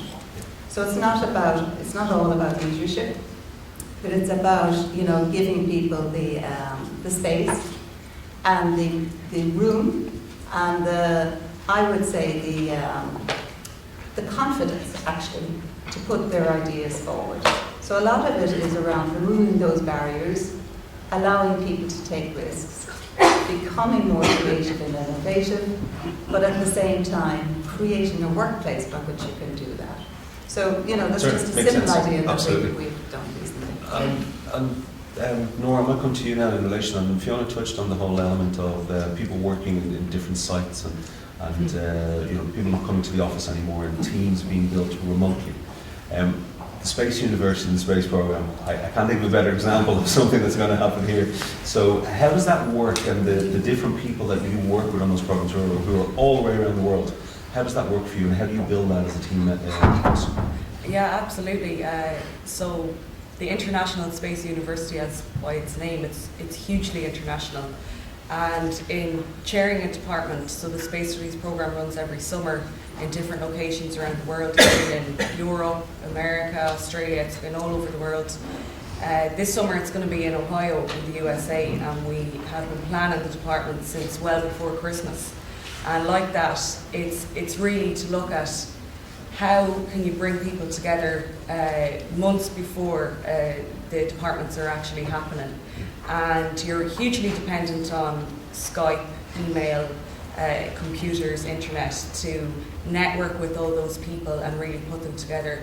And it's exactly what you were saying, you're really dealing with international people, people from all over the globe, and it's really to recognise that people work differently, people need different things in a team, but I think in chairing a department you need the strategic vision. You need to know what you want to achieve from that department, and it's really to give the participants the best space studies programme that you can possibly give. So how do you piece people together in that environment? And communication is hugely important. Not just communication between ourselves and each of the lecturers that are coming, but also to put the lecturers in touch with each other to see how they can use their expertise and come together to work together and plan together. And I think the more time in advance that's done, the better, because you can open up conversations, people can talk about what they're bringing to the department and how they can work together. Fantastic. And in relation to, I suppose, the space university and what you've seen, it must be one of the most innovative areas. So there must be cultures there must be examples there that you've seen that really stand out, that say, this is an innovative team, this is the pinnacle of what's there. Mm-hmm. Yeah, absolutely. I think there are several examples of innovative companies that you can look at in the space sector, especially in more recent years, but SpaceX is obviously one that comes to mind. Elon Musk was co-founder of PayPal, set up SpaceX because, like so many of us, just space nuts, and he's completely revolutionised it. He's doing commercial resupply missions to the International Space Station. He has the US government as a customer. Earlier this year announced a $1 billion investment from Google and Fidelity, and he's paving the way. He really is, and I think he has such strong leadership and innovation. I think we can look at that and say, well, what can we do? What can we do to work like him? Fantastic. I think the point there, leadership, has come up multiple times as we've talked here already. Oliver, to come back to yourself, you've brought together multiple universities on a particular mission. The leadership is a big part of that, but all the teams need to be on that story and on that message. Telling the story and getting the story across. So Pat stood up here and he told a really strong story to everybody about why he's with Connacht and what he wants to do with Connacht. And that story and that message is so important. When you were doing the Insight Centre and bringing those universities together, was that story important for you for a team? Yeah, I think it's interesting. Again, I spend a lot of time listening to people talking about STEM subjects. Right? So we hear, science, technology, engineering, maths, and it's so important today. I actually think it should be called STEAM. I think the A should be in there, because all those arts subjects, the people that are good storytellers, are so important in team. Because I'm not denigrating anyone, but some of the people that I have are great scientists, but they're not particularly good communicators. So you can't have a full team of communicators. You need some people that can be, front of house, and you need somebody in the kitchen, and together hopefully you're going to have a wonderful experience. But I do think, back to storytelling and leadership, for me, it was wonderful to listen to Pat Lam. I said I'd follow this guy because it was clear he's articulate, he's passionate about what he wants to do, and and he's engaging. And I think leadership and examples of great leadership, I think there's a lot of talk at the moment, just a story again for a moment. Tom Crean has become into our consciousness in the last while of a team player who did some extraordinary things, an Irishman. But the two people that he went to the Antarctic with, Shackleton and Scott, Shackleton was far better as a leader because he brought his team with him. They survived. He challenged them. He brought them along. I happen to be interested in leadership as a topic, and then if you take those same analogies and you bring them to the everyday life of something like Insight, there are some marvelous data scientists who need someone to provide them with the guardrails and some guidelines, but the guardrails can't be too tight because they're very, very bright and capable people. So they need room to maneuver in, and they also need to know that they're going to be allowed to they'll be challenged, and that it isn't going to be just down to them. So there's a clear view of what you're trying to do, where you want to get to, and that they're, you use the things from industry like specific, measurable, actionable, reasonable, and time-bound deliverables, but in the context of big minds with big ideas. But everybody follows people. For me, it's all about people. If you put a group of great scientists together, and it's just about my science is better than your science. I mean, it's just the same. You can change the analogy, and I'm sure in the pub I'd be much more articulate than here. But whether they're male or female, the egos come into it, and you need to take the egos out of it and get people to focus and align to a common purpose. And that's why the sporting analogies that are here today are so easy to understand, because they're goal specific and you set people targets. But you need to understand what switches people on. So that's when I go back to, again, great leaders are about people that understand the mission and can bring a team with them. And at the end of it, you do need to have survivors. So you need people that are going to come out the other end and feel good about them. It's not going to be about the leader being out in front. If the best leaders are the ones that you think are out in front, but are actually behind you, nudging you along and encouraging people and putting an arm around someone's shoulder if they need it, or giving people space if they need that space. But for me, when we talked, the theme today was about what are innovative teams like? And I think some of the discussion today, particularly we're in the west of Ireland, needs to be about how do we become best in class in a global context. We have a small medieval city that we love living in. We have a marvellous university, we've got a marvellous institute of technology. There are over 20,000 students, full-time students in this city. We should be more than we are. For me, we are not setting ourselves as a city and a county strong enough targets for how we should develop. It's great that we've got these marvellous multinationals here, but think about any other city of a reasonable size where a quarter of the population are students. And we should be turning this into a hotbed of ideas, of creativity, of new business, where we are setting ourselves out to be different. And I just think there aren't enough examples of that. And out of today, some challenge needs to go back to our collective. How do we start working together so that you don't just have a cluster of ICT companies, a cluster of biomedical companies, and a marvellous education institutions, all living in happily living in silos. We need them all to start working together. Thanks for that. And I want to go off topic just a little bit from the innovation team agenda, and you touched on it there, what today is all about and why we're here. And if you want maybe to turn to yourself and what does this mean for you in relation to Innovating West, and what John and David and the team have really been trying to build out here as a team? So, for me personally, there's lots of reasons I'm here. I mean, one is that I started my career actually in Galway many years ago, and you mentioned other companies, but you didn't mention digital, where I spent at least 8 years there, and I was hired there as a graduate and loved every minute of it. So I've kind of a passion for Galway, I have a passion for the west of Ireland. I like living here. But often I think the west of Ireland is no different to the west of Malaysia, to the west of Singapore, to the west of wherever, of which I've had an opportunity to travel all over the world. So in one way, we have a beautiful country here. But, and I completely agree with Oliver, it's about making sure that we feel proud of that and not feel insecure about it. So, and that really, I think, goes to the stem of some of our issues here. And I could go on all day about our education system, why we feel like that as well, but anyway. Thanks. So a lot of it is around, the confidence that we should all have, the pride that we should all have about where we live, where we work, and understand we are as good, better, and can be the best, as any place else, as anywhere else in the world. So, that's one of the reasons I'm here.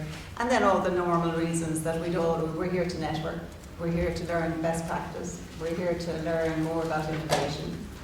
I need it, my company needs it, I'm here to brand Dell. We're all brands of wherever we come from. And we're also campaigners and brands of the West of Ireland. I live here, I work here, I've worked for technology companies for 30 years. I'm very proud to be Irish, I'm very proud to be part of the West of Ireland, and I want to brand the West of Ireland throughout the world by working. So that's fantastic. Great stuff. Nora, I might move to yourself then, and actually we'll start with yourself and maybe move through the panel before we move to some questions. And just ask you, I suppose, if you were to look at your work to date and where you've been to date, if you were to take one lesson for the teams in Galway and for building the whole concept of an innovation district and developing out Innovating West, is there one key message or one key learning you put out there? I think it's been touched on already, but I think trust in your team is hugely important. If you're bringing an innovative team together, you're bringing experts on board, and they need to be the experts, and you need to show them that what they're bringing to the team is hugely important, and also that what they're contributing is hugely important to the bigger picture. So I think trusting your team and communicating what the vision is, and having that trust in them to allow them to be innovative is very important. Fantastic. And Oliver, same question to yourself? Which was the question? So I'll tell you what, we'll give you 10 minutes on the speech on the floor. No, I suppose a couple of things I want to touch on again is I think we're very similar to the other members of the panel. You know, we're here because we love where we're from, but it's not enough to be passionate. You have to recognise who you're competing against.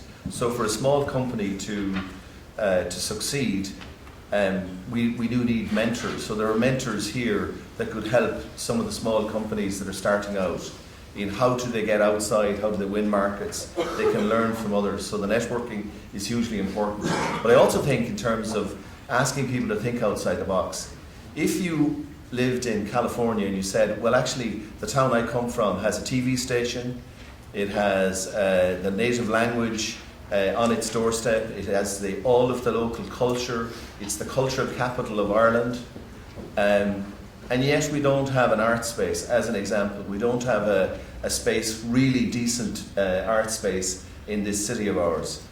So in terms of joined up thinking, we should, as leaders in this community at whatever level, be challenging and trying to seek to come together to drive change, and that change will bring about an improvement in the place we live in and an improvement for our children, our children's children. And I think the last thing again is I would love that we would start to drive into and challenge maybe some of the big technology companies to work together with Innovating West at looking at how do you take technology and ideas to national school children without physically having to go out to the schools. And I look at Cisco are here, Avaya, HP, lots of the gene pool has come from digital. You know, there's lots of great, digital was for many people the university that lots of people didn't get to go to. They went and they worked in digital and they learned about logistics, about manufacturing, about customer service, you know, engineering, and they've taken that on, and all those people are now spread out across those multinationals. And I think there needs to be an education program which isn't about a formal curriculum. It should be about, there's some really cool stuff happening in Cisco. How do you let the kids see what's happening in Cisco or HP without physically having to go there? There you go. Opportunity knocks. I just think there's some things out of this where we should mark down, as well as, you know, again I quote my mother, you know, she'd just say, that's great, Oliver, but it's all soft talk unless you do something about it. So I mean, I would for one put up my hand and say, I would love to get involved in a project with some of the multinationals and the small to medium enterprises, where we would look together at saying, how do we bring that technology into the classroom and help it? And okay, someone hasn't written in the curriculum, so what? Yeah. Right? The people that write in the curriculum don't know about the technology that's there. The kids in the classroom know more about the technology. And it isn't the fault of the teachers, and I'm not blaming teachers. You know, I think it's about us together doing something and taking responsibility of it. That's leadership. Leadership is about saying, there's a problem there and we'll do something about it. You don't have to boil the ocean, but I think out of today, we've brought so many incredible minds and people together. We need to do something about it. Fantastic. I think Oliver's raised his hand, so I'm hoping everybody else is going to raise their hand and get involved and really call it out for themselves. And Fiona, I might just turn to you finally on for yourself then on that point as well. Is there one thing, one message I think everybody should take away from this, whether it's around building teams, but also in building out Innovating West and the Innovation District? Yeah, I think, you know, I totally agree with Oliver, because we have a lot of, I guess,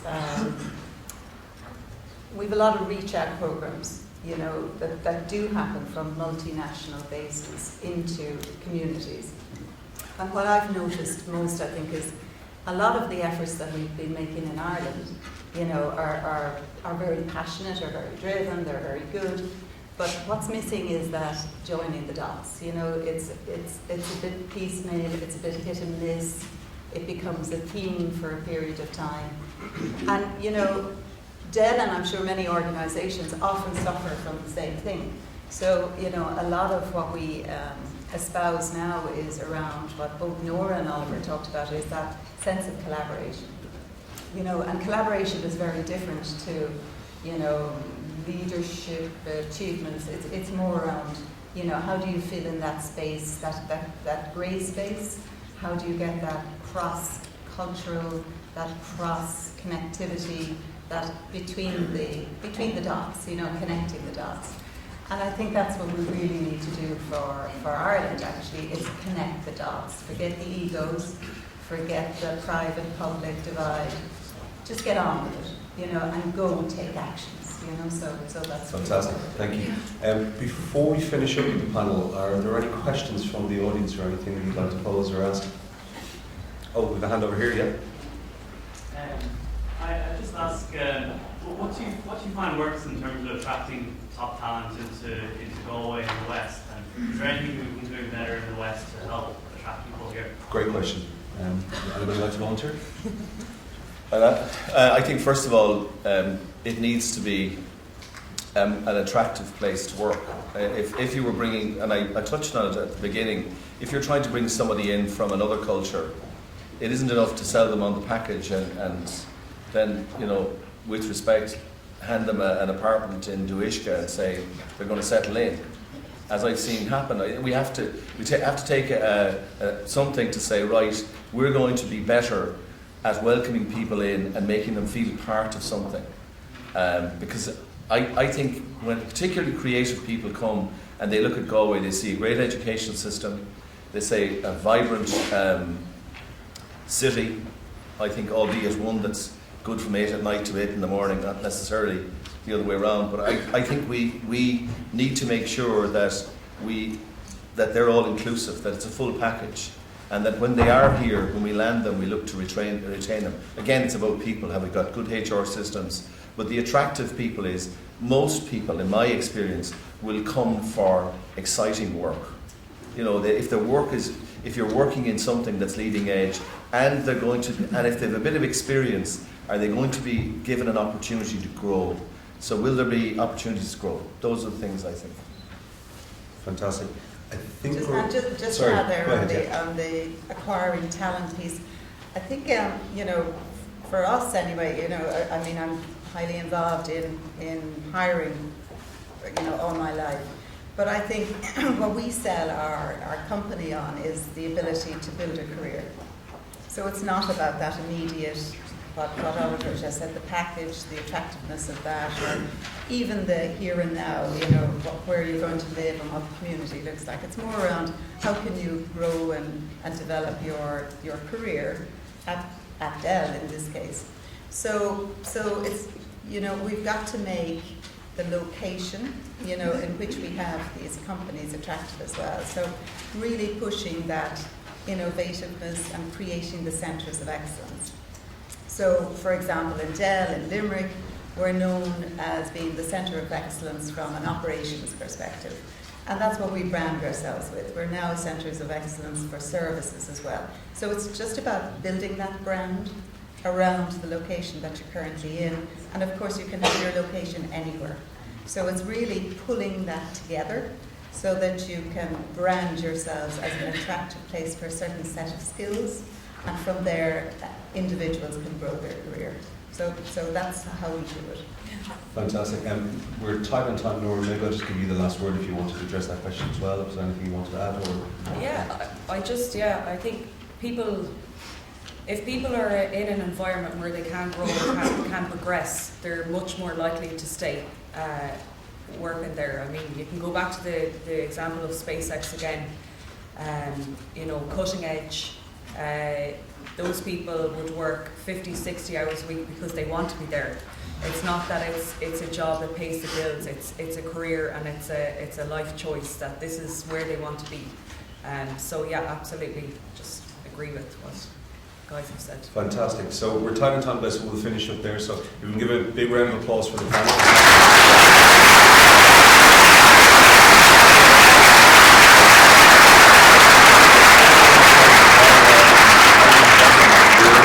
Back to our conference. Thanks very much. Gurmail Pocket, and a round of applause for David as well.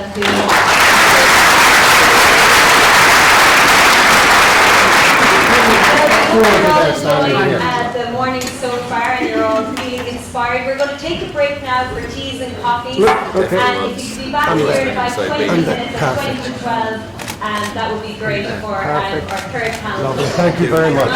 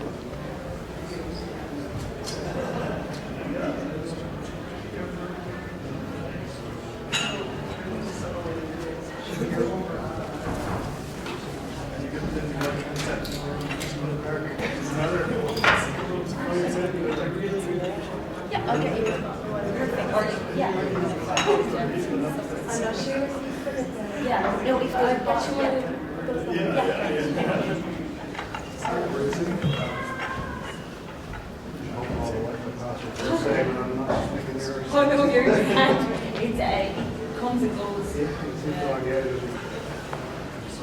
No problem. I'll leave it here just in case.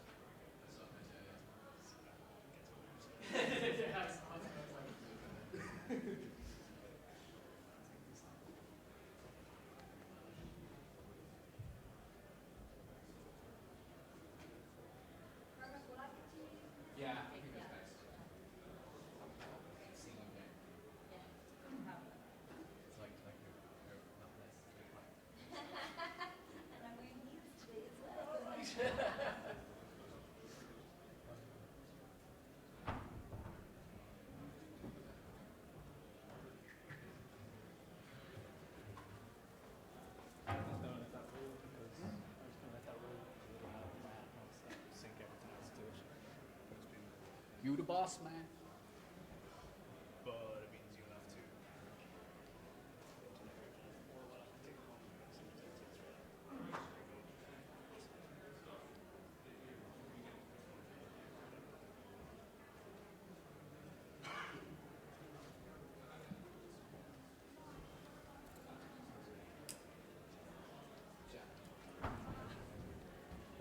Charge for 40. What's that? It's a 4-year-old iPhone. Oh, really? It must have been in the media centre or whatever.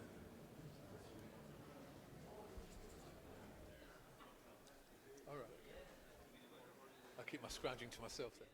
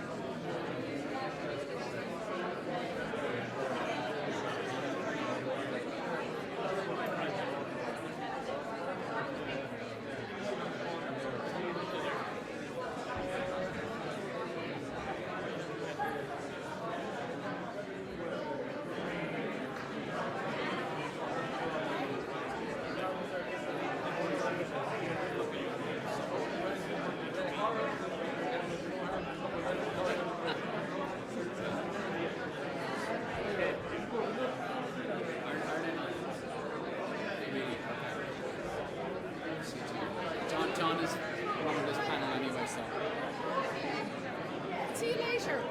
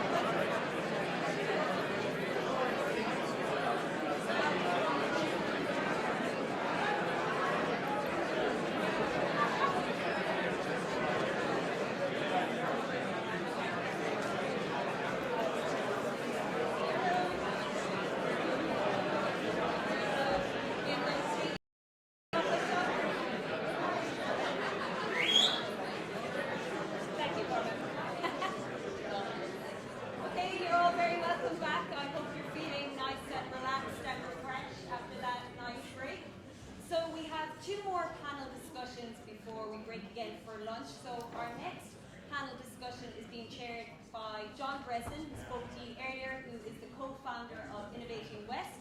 So John Breslin, if you could welcome him in our room. And our panelists for this discussion are Maurice O'Gorman, Galway Chamber.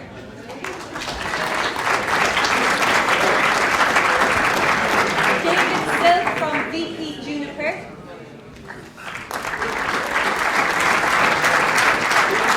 And Liam Hanrahan, Senior Executive Officer from the Galway City Council. And the topic for this discussion is towards innovation districts and ecosystems in the West. Gurmi Honky. Margaret, Tressa. Thanks, everyone. Hope you're all energized after your coffee. Yeah? No, you have to try harder than that. Yeah? Can you all hear me okay? Super. So I'm going to kick off by maybe just asking our panelists to just say a little bit about themselves, their background, some things they've been involved in or achieved, and also just to kind of pose the question about what kind of things they'd like to see happen in the west of Ireland in terms of innovation districts and ecosystems in the future. I'm just going to turn my chair around a little bit so that I'm not talking to, I'm not sure who I'm talking to, Cormac over there, I think. The chair is cemented down. Nobody wants me to move. Okay, it's a little bit better. Morris, tell us a little bit about yourself and what you've been involved in and what you're hoping for the future. Okay, I've spent all my career in the financial services. I started with the London Stock Exchange and spent 15 years with the central bank in Saudi Arabia and just recently ended a 7-year stint as the chief operating officer of an investment bank in the Middle East. We were involved in all forms of asset management, brokerage, private equity. It was great fun, and the Middle East was spending such a long time there during a period where when I first went out there, really was just desert. There was no TV, which was quite interesting. There was no telephones. It was very, very difficult to get a landline, and to see it transformed through very innovative thinking, what it is today. You have Dubai and Riyadh. These are cities of. Riyadh is a city of 5 million people, and it was very, very basic. But it took real vision and a real commitment to innovation to change all of that. And now back in Galway, So you're back in Galway. What kind of, what have you seen? What would you like to see happen? One of the most interesting projects I was involved in was a thing called the King Abdullah Financial District, and I was in charge of this project, and it was a 160-acre site in downtown Riyadh. Riyadh, as I said, 5 million people. It's a big geographical area. But it was you can take it. There was 3 million square meters of office space built there, but it wasn't built to be something remote, like an enterprise park outside of the city where people drive to. It was built to be a place where people lived, they worked, socialised. There was recreational facilities in there. There was a museum, or several museums, aquarium, hotels for conferences. So it was designed from the very beginning to be a place where you could live and you work and play and do everything there. And it was designed really to be a sort of oasis in the middle of the desert. So there's no reason why you can't take those concepts that have worked in other countries and apply them back here in Galway. And that's really why the Innovation District in Galway, if we can start from a position of it doesn't have to be remote, it doesn't have to just be a place for work, it can be a place to do lots of different things. So what is an Innovation District, just for those who may not have heard of the term before? Or well, if you go back in history of ways, you'll see, we look at industrial zones and, and all the industry was in one place and everybody went out there to work. And then As we moved away from heavy industry, we moved into sort of enterprise parks, but again, they tended to be outside of the city. I suppose it's Generation Y, which I'm not a member of, but a lot from that generation have said, well, we don't want to do that. We want to live and work in close proximity to one another. So we want to be able to go to Starbucks, and we want to be able to do this and do this and do this, and be close to other people that are doing similar things or creative things, and we want to collaborate. And so there's been a big trend to put innovation districts, downtown near the waterfront, and they're really a mashup of all the things that go into economy on a macro scale. They put into a micro scale, into one sort of geographic area, there's lots of different things going on there. But the key thing is that it's fostered an ethos of openness and collaboration. That's brilliant. I'm going to watch your video of your talk later on. I'm going to transcribe that online and update the Wikipedia article about it and have a better description of what's there already. David, tell us a little bit about yourself and your background, and what your hopes are for the west of Ireland, or for Galway either. So I've got a couple of jobs. I'm a Galway man. I live in Clarenbridge. Grew up in Salt Hill. I'm passionate about where we live. One of my greatest fears is that my 3 kids will end up having to do something similar to what I do, which is hop on a plane and go to the UK 3 days a week. My day job is I run the Europe, Middle East and African marketing function for Juniper, which is a networking company. And what we clearly see, and it's part of every discussion that we've had today, is the digitization of the economy. And whether we like it or not, we in Galway, we in Ireland, we're trying to get ahead of this, but we have to absolutely embrace what's happening in the economy and frankly move beyond the word innovation, because innovation is a nice word, but it really doesn't mean too much until you get into the specifics of what do we do with innovation. The second part of what I do is there's an organisation in the UK called the Big Innovation Centre. I got involved in the Big Innovation Centre about a year ago, and its primary goal in life is to use innovation to drive new business models. So what does that mean? It might be a pharma company looking at antibacterial medicines and thinking, we're not going to be able to sell antibiotics. We have to sell life, we have to sell health, we have to sell an entire different way of doing things, and that becomes the unique value proposition for that company. In technology, it's about identifying what is that next great startup that is going to be the Google, the Microsoft, and incubate and encourage and finance. And one of the amazing conversations, I sometimes wonder, I was in a meeting on Tuesday, and the head economist from the Bank of England spoke, and he said the overriding concern that he has as an individual for the UK, and not just the UK but Europe, is growth. Where does growth come from? It's stagnant. It's 1%, maybe 2%. Where does growth come from? Because there's no investments, there's nothing happening. So I take that and I say, okay, I hear Bank of Ireland speaking about the investments into incubation and innovation. That has to be something that we, as a city, absolutely embrace. We have to embrace that. And again, my words might be strong in relation to the brand of innovation. The brand of Galway has to be beyond the brand of innovation. We have to define what that means. And John, I'll end by saying that if I'm working within the multinational sector, as other people have been, I'm also involved in the Big Innovation Centre. I passionately pitch Galway. But the Big Innovation Centre, who are a group of politicians, University of Cambridge, University of Oxford, the biggest multinationals in the UK, physically in the UK, but representing a global economy. And they say, Dave, we want to come to Galway. We want to have the discussion with you on what incubation means and what does that innovation ecosystem mean. And my biggest challenge is, who do I point them to?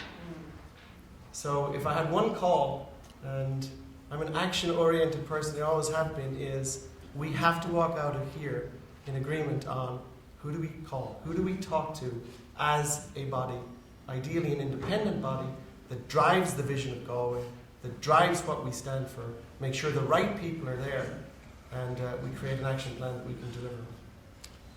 Thanks, David. Like, we had a conversation earlier on. We were saying that, you know, obviously we have this vision for the Galway City Innovation District, and we would hope that this can be replicated in other cities and towns in Ireland once we actually achieve some success. But you know, there has been great support from the likes of City Council. I'll ask Liam in a second to say a little bit about himself as well and what City Council are doing. But, from Galway Chamber, from the University, from Galway Harbour, IDA, lots of other bodies whose names I'll probably get in trouble for not mentioning. But basically we have broad agreement from different organisations that an innovation district is a great idea, and you know, Morris has pointed to how it's happening in other places, and you know, we want to try and create it here. At the moment we have a website where you can kind of see the aims for the innovation district. If you go to galwaycity.com, it's an easy one to remember at least. You can see at least a vision for the innovation district in general. And maybe just before I talk more about that, Liam, just say a little bit maybe about your role as well, and you know, some stuff that the City Council are doing in the space as well. Yeah, thanks, John. I work with the Economic Development section of Galway City Council, and I suppose at the moment our main objectives are really to develop the economic strategy for the city and the county, together with our colleagues in the County Council, and to drive forward the bid for the Capital of Culture with my colleague Patricia Philbin, who's also here today. And really in doing that we need to examine where Galway is at and where it wants to go, and where the people of Galway want to go. I suppose that's a huge change as well for what the council and the local authorities do. We're not as much about the physical as we used to be. We're more about the people and the community of what is Galway. And a huge part of that community in Galway is the creative community, the innovative community. And it's about putting in place the supports and the mechanisms that are required in order for those people to be engaged, to stay engaged, and to deliver for both themselves and for the city. And we were talking earlier on, as Morris was saying, that you know, if you create that development and you create the jobs and the opportunities, you get the chance for people to get better education, to move forward through their own life, to get involved, to volunteer as the rugby guys were talking about earlier on, and to have a whole quality of life within the city and within the county and within the west of Ireland that is second to none. So I suppose that's sort of what we're looking at, and a huge part of that is looking at ideas like the innovation hubs and supporting the likes of John and Morris to make that dream a reality, and looking at what is in the city. You know, we don't necessarily have those hubs in one sense in the city centre at the moment. We have, you know, we have Westbic and we have the Skull Centre on the outskirts of town, which mirrors where the multinationals are. But the idea of creating a city centre hub, the idea of encouraging growth within the city centre, is a huge part of our remit. And I suppose there are examples of that within the arts community in particular. You look at the change to Ontaivia or Druid in the last number of years, from what their physical infrastructure was in the city centre to what it is now. You know, the Druid Theatre and the streetscape down there has changed dramatically in the last number of years, and that's something that's innovative, it's creative, and it's now creating what was a theatre into now a multi-use facility, and that's the sort of encouragement I think that the Innovation Hub can deliver on as well. Thanks, Liam.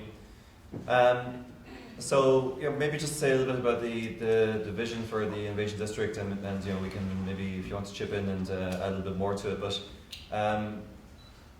we get a lot of companies coming to Galway saying they want to set up here. You know, I'm usually giving a kind of a speech about NUI Galway, what we do in engineering and informatics, and you know, tell about the resources here.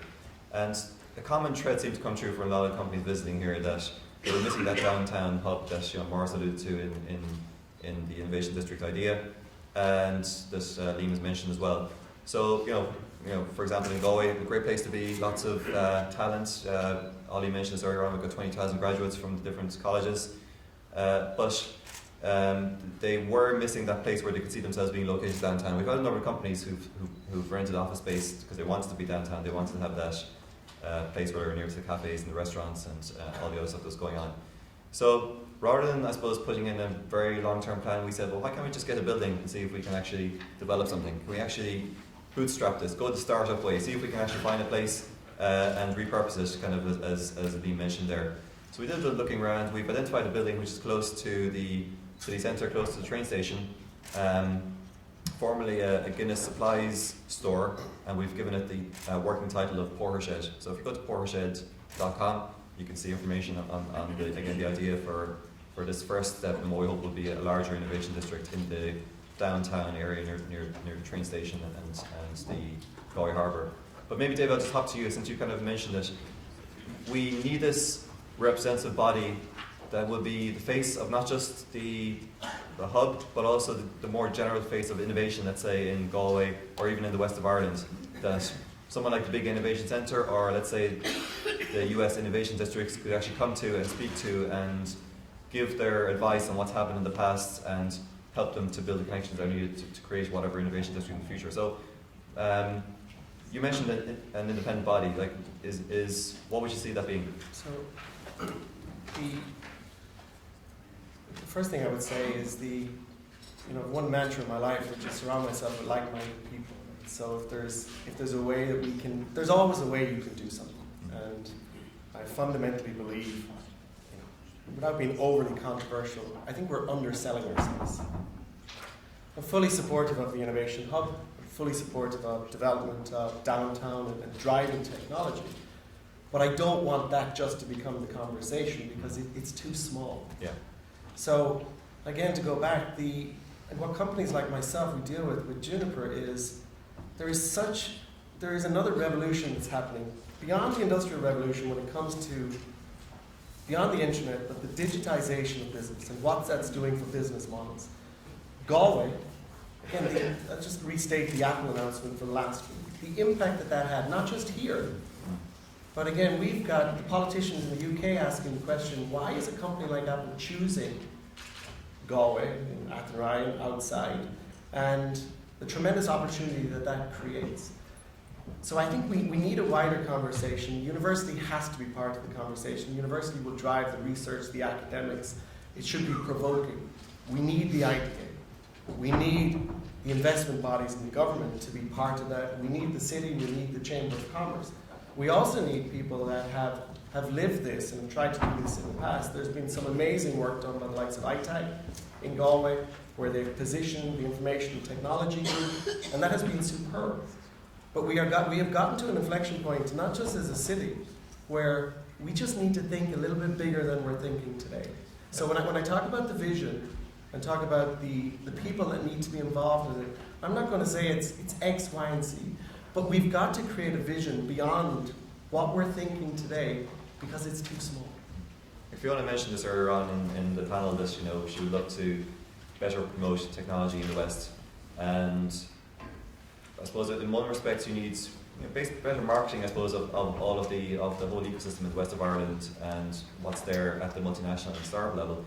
But also the more general, this is what today's event, and we're not just talking about tech, but also the innovative companies in the west of Ireland, because they're all again part of this ecosystem. So is it marketing? Is it kind of a leadership team? Is it all of the above? And I don't want to dominate this, but it's quite interesting. You look at Facebook, and the clips you get on Facebook about Galway are, it's the drone and it's the nice music, which is fabulous, don't get me wrong.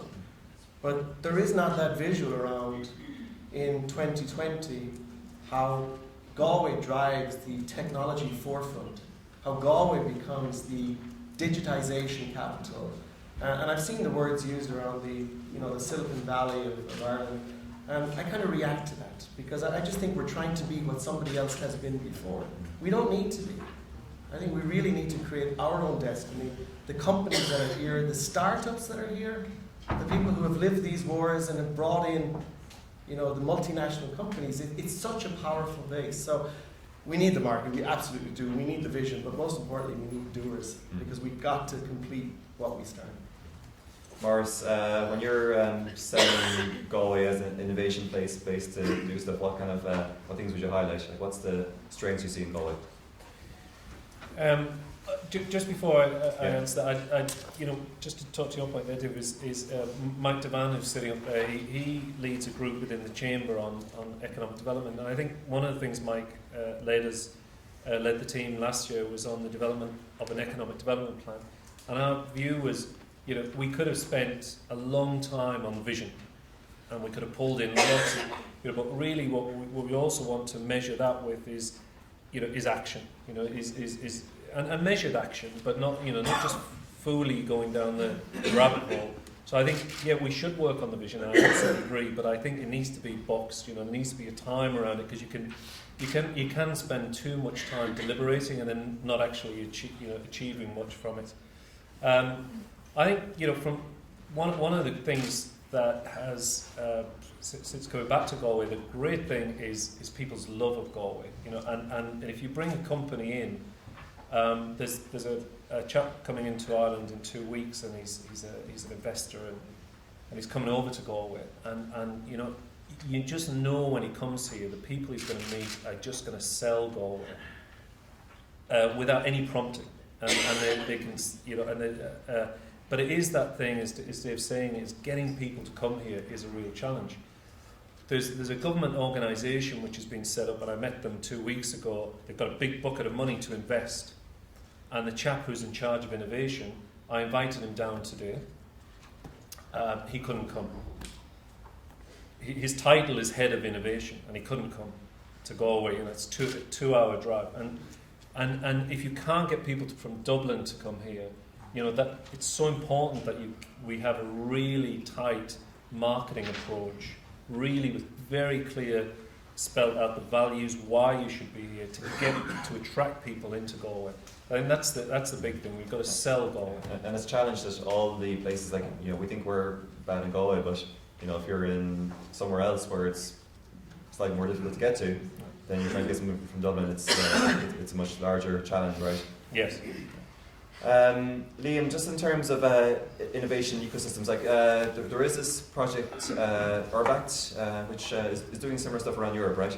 Yeah, Urbact is a European Union-led project with some money. It's been led out, I think it's restarting again in April, but they've got some very useful initiatives there in terms of how you can make these innovation centres and districts part of a living, breathing city, making the link between the multinationals, the universities, the chambers of commerce and the councils, and creating an opportunity where you bring people together. They don't all have to share the same vision, they don't have to be all working in the same industry, but there are some basics that they want to get right. That they want to get right about being, whether they're all startups, that they want to get right about being creative in how they approach their work, and whether that work is in IT or the catering sector. There's a level of creativity that I think Galway has a huge opportunity to build upon in there. Just recently in the Irish Times, Galway, it was commented on in looking at the food sector in Galway.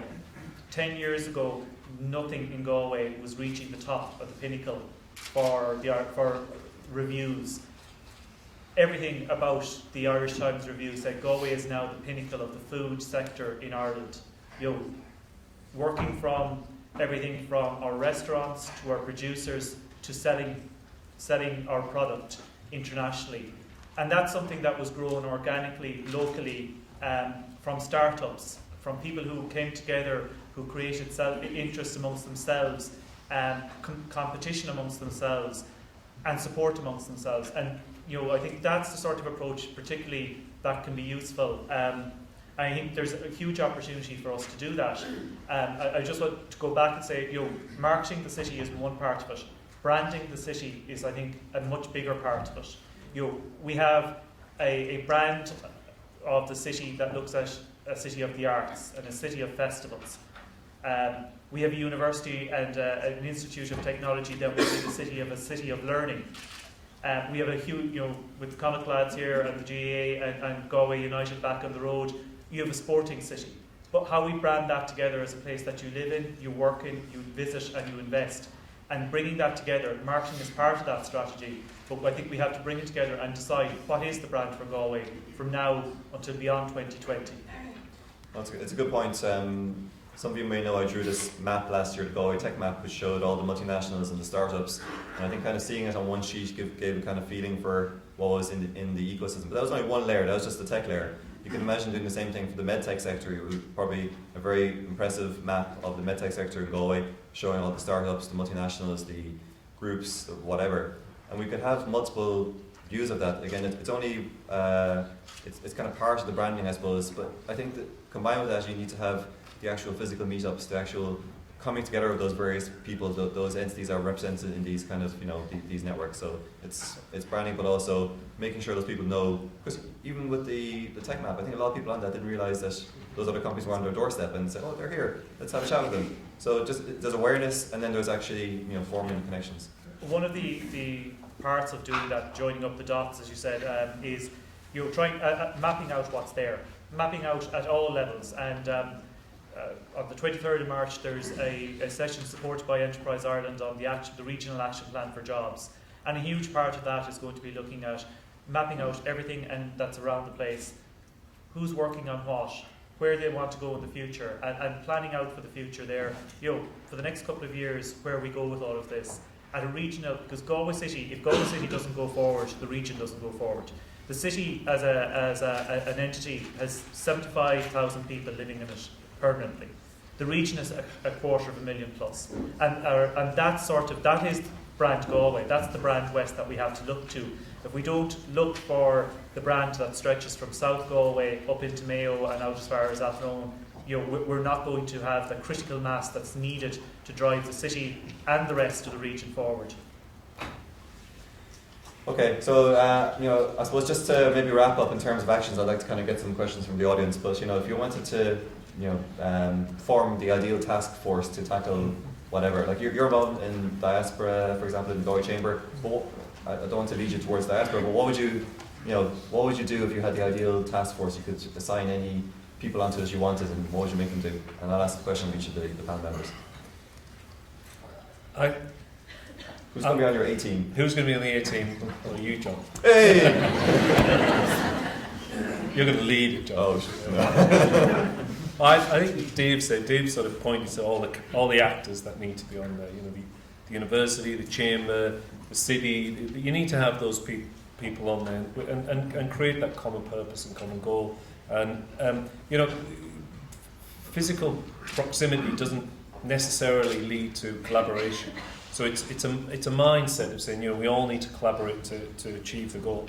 And so I would get a wide set of actors on there, but again with very clearly defined to say we're going to do this, and that. And then it has to be with the city really. It has to be, because we can't do this in isolation. And in the city, as Liam was saying there, it's that branding bit of we need to come up with a long-term brand for Galway. One of the things just I wanted to mention about the Innovation District is we're trying to, with again another government entity that'll remain nameless, we're trying to get another building that's been abandoned for many years, so we could build a covered market next to the port food market, yeah. The food market. And again, that the idea behind that is that it's about creativity. It doesn't have to be about just technology. We can have many different things going on in the Innovation District. They can bounce off each other and lead to different ideas. And then it's all about but then helping people say, how do you commercialise that idea? And how do you bring it forward and get it there? And I think so. We do need to, because there's a lot of inertia. Like when we looked at that building some months back, it has taken us many months to get to a point where we're very close now to signing leases, but it has taken a lot of effort, and that the current buildings have been sitting there doing nothing for a very long time, and the owners said, well, we're happy just to leave them. We're a state agency, we're under no pressure to make money from them, we just leave them. So we really had to battle through that inertia of saying, look, we really want to use this for doing something useful, and we really will take this problem away from you. So I think that's one of the things we really you need to push through that inertia. Okay. Great, thanks, Morris. Dave. I'll be sure. The offer that's on the table is from the Innovation Centre and what they bring to come here and have that discussion. Okay. I'm not going to answer the how. Yeah. There's people here with far more knowledge than I do, but I know who. Yeah. And the other piece, just as a last comment, is to underline the importance, and a couple of people have mentioned innovation isn't around technology, it's the full ecosystem of innovation. The arts are it's just so important to open that other window in your Galway, head. there's actually a huge Well, not amount just of in creative- Galway, but it's just to open the window and say, you know, I want to drive the next greatest application. It's probably not going to come from sitting in front of your computer. It's going to come from an idea or an interaction with somebody or something that you're exposed to, which probably has nothing to do with what you do every day of your life. So that ecosystem, the arts, the science, technology, are absolutely critical. Thanks, David. So, Liam, I hope I'm on your A team as well, yeah? Centre forward, you've got the height I mean, we can't stress enough, you know, the Capital of Culture bid is coming up for the city for 2020. The process we're going to go through for that will define whether we get the bid, whether we're successful, which we intend to be, or not. It will define what is creativity going forward for the city, and every sector needs to be involved in that. You know, and the door is open. We have speak outs, various events going on across the city, and if somebody wants to try something out, we're perfectly happy. I see Pat sitting there in the middle and Patricia's over here on the right, and they're perfectly happy to take your ideas and support you and run with them. So, I mean, we're sort of saying creativity out there needs to be embraced, and we're, you know, with the innovation hub and the changing, I suppose, the focus of the city, looking at the city centre as a mechanism to try and, you know, support people to walk around, cycle around the city, come in from their communities, go back out to their communities. That's sort of very exciting, and it's very important that everybody stays involved. Ian, thanks. We're running a little bit behind schedule, so I'm going to take, no, I'm not going to take 4 questions. I'm going to take 5, oh no, 6, oh no. I'm going to start with 2 questions, we'll see how we get on. So, Caroline, sorry, hand up first. Caroline from medtech.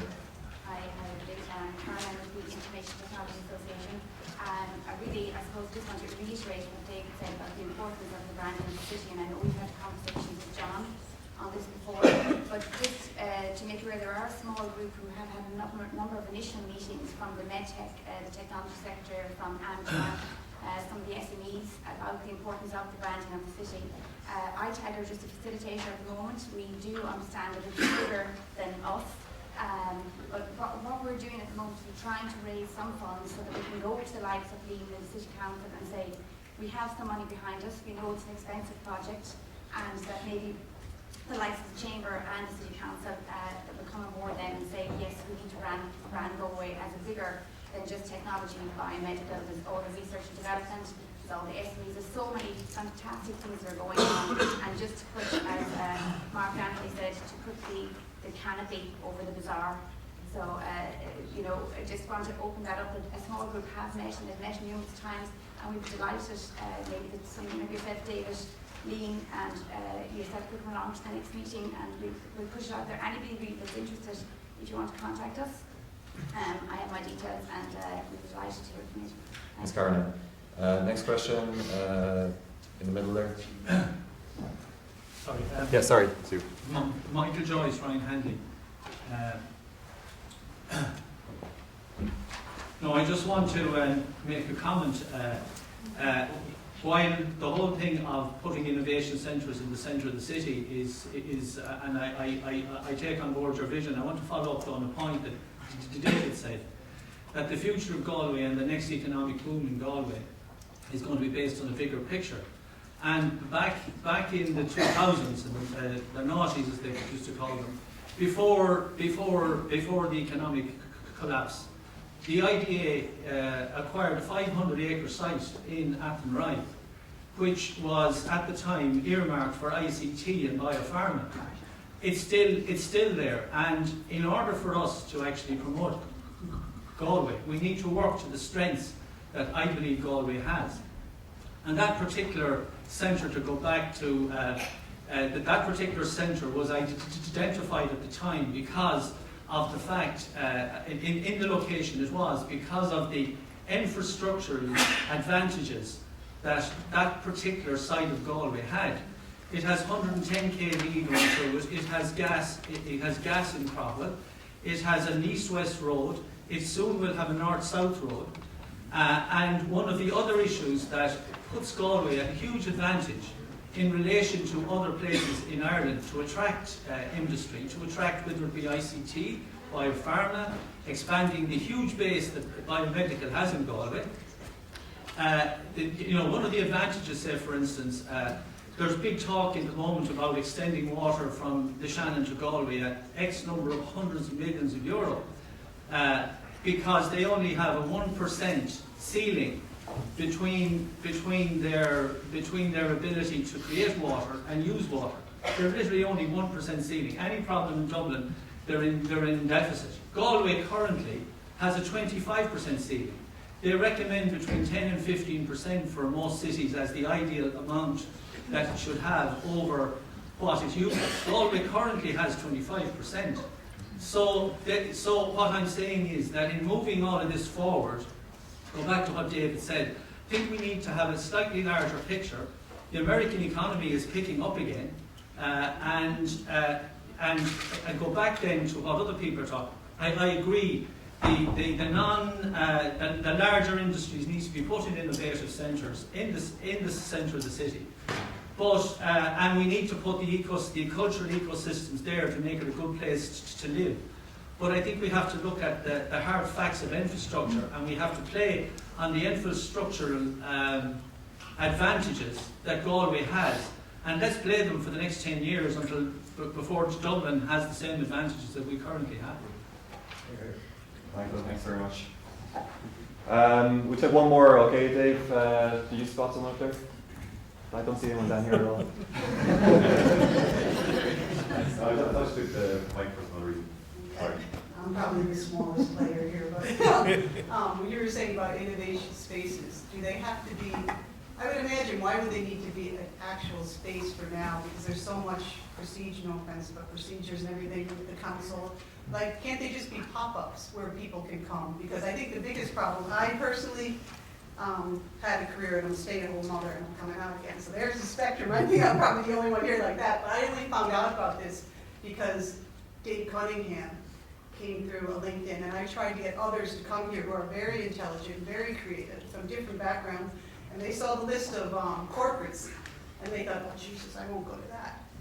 So I suppose if it was more transient, or if there was more of a pop-up to it, where it goes around the country, not just necessarily, you might get, as long as you have the people in place, like you said, that can connect it someplace globally, it might be more effective, or even it could possibly just happen while you're waiting to get the building going. Any answers to those two questions? Sorry, I didn't give an answer to Michael's either. Yeah, sorry, Michael. We used to say in the bank I used to work for, and I know it was an evil empire, but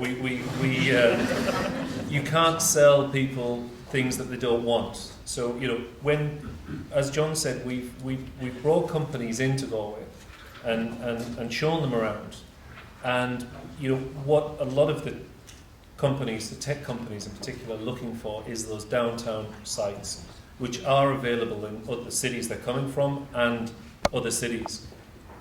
The enterprise parks, the day of the enterprise parks as being an area, a geographic area that just serves one purpose, I think is sort of disappearing. And even the enterprise parks we have now, we should look at reimagining them and saying, well, could we actually do more in there? Could we put more facilities? Could we actually put housing mixed in there?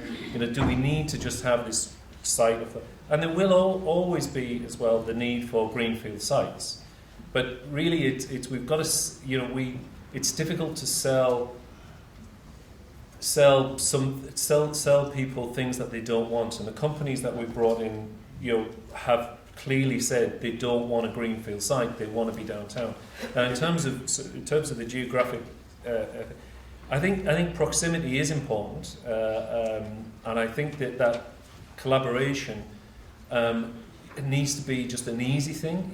Trying to force it is very, very difficult. And again, the idea with the Innovation District is it won't be just a place where you go to work. It's a place you'll hang out, you'll have coffee and lunch and dinner, and you'll meet other people.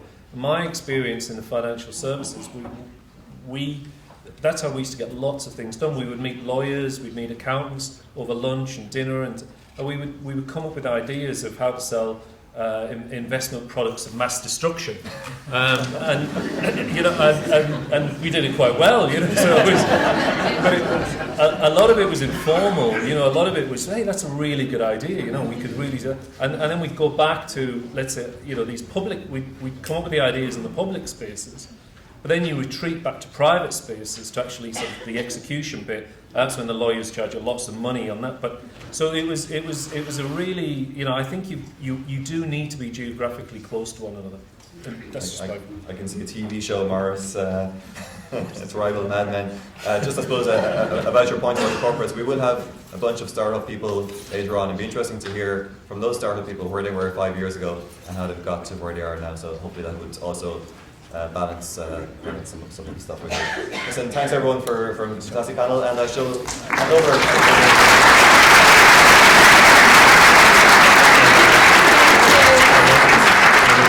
Many thanks again to John, Morris, Liam and David. I think there are very exciting times ahead for Galway. I'm personally really looking forward to the drive for City of Culture.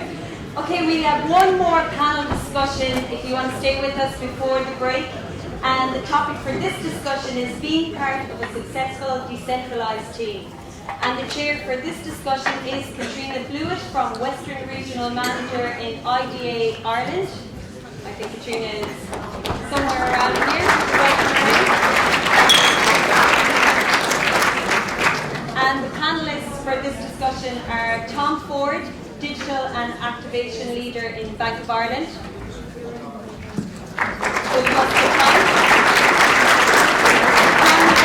CEO of Game Golf.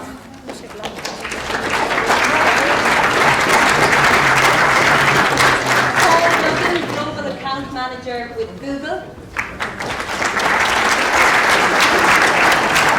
And finally, Paul Mockler, Business Tourism Manager with Fáilte Ireland.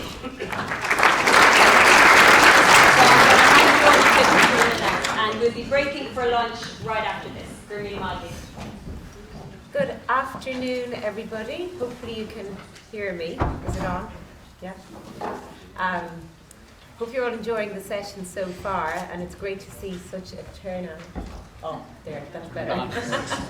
It's great to see such a turnout, and congratulations to John and Dave for actually making this happen and taking it from a conversation to actual reality. So it's great for us all to be here. So I'll quickly introduce my panel, and our topic is being part of a successful decentralised team.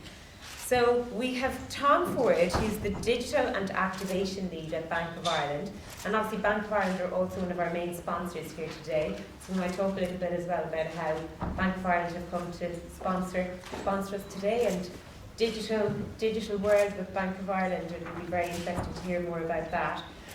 We have John McGuire, CEO of Game Golf, President Obama's favourite golf gizmo. Paul Duggan, Global Account Manager for Google, that we all know very, very well.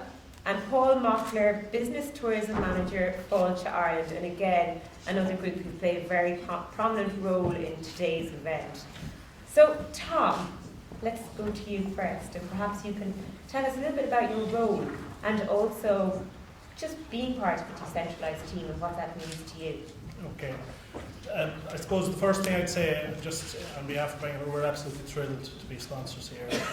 Working with Dave and John is fantastic, and you know, in relation to the decentralisation part of that is that we're more demanding of our colleagues in Dublin in relation to supporting us down here in the fields down here. So it is absolutely brilliant.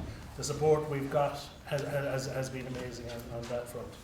I'd like to say as well beforehand that my main job is under 14 coach in a rugby team, referring to what the boys said earlier on, okay?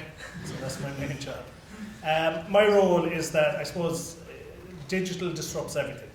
It's changing our lives, it's impacting on everyone, and there's, I suppose, all levels of digital. I suppose we're the only independent bank in Ireland. We're working very hard, I suppose, with our customers. We are, in terms of decentralisation, we have branches, 280 branches all over the place. what we're doing in terms of, I suppose, the customer side of things is that there's three types of customers. There's customers that actually, like yourselves, are probably way ahead of us on the digital front. There's customers that are semi there, and there's customers that aren't there. And my present role is actually working with customers and staff to get them, I suppose, on that journey because things are changing. Other interesting things we're doing on the whole decentralisation piece is we're looking at enterprise towns. We're working, for example, Upterard in the next few weeks is one of our enterprise towns.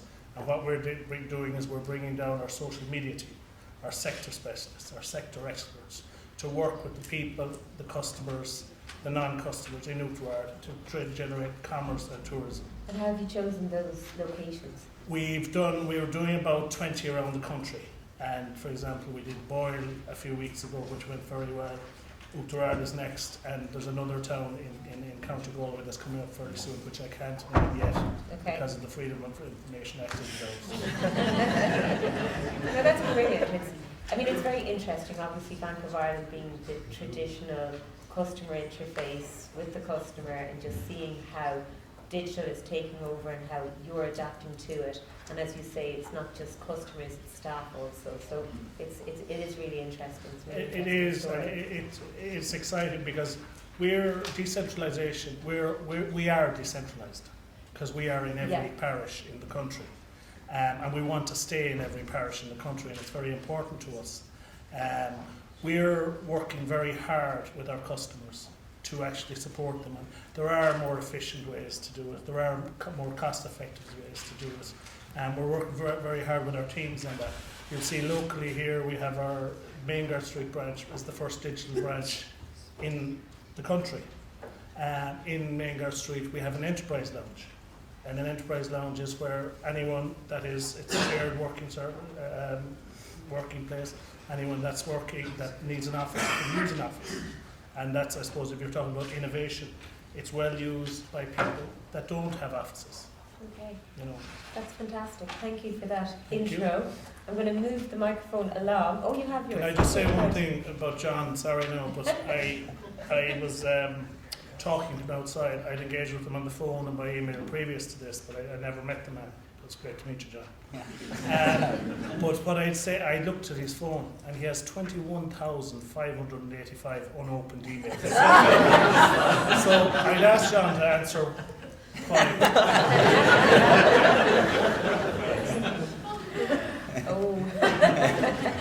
Start to get a response from him. John, it would be really interesting to hear your story, I suppose the abridged version of your story, because obviously it goes back a long way. But you began your journey here in Galway, and it's obviously taking you to San Francisco, where you are now based, and you have teams in a number of locations. So perhaps you can tell us, I'm sure there's tons of golfers here who know all about your product, but if you can tell us about it, just the journey really, and where you are now, and how it's working for you, being located in San Francisco and having teams in various locations around the world. Okay, thank you. Good morning, everyone. So it started in GMIT in the Innovation and Business Centre with a guy called George McCourt, who I'm sure is in the room here somewhere. Yeah. Who when there was one person, which was me, with an idea, gave me time and didn't think I was crazy when I was talking about wearables and sport.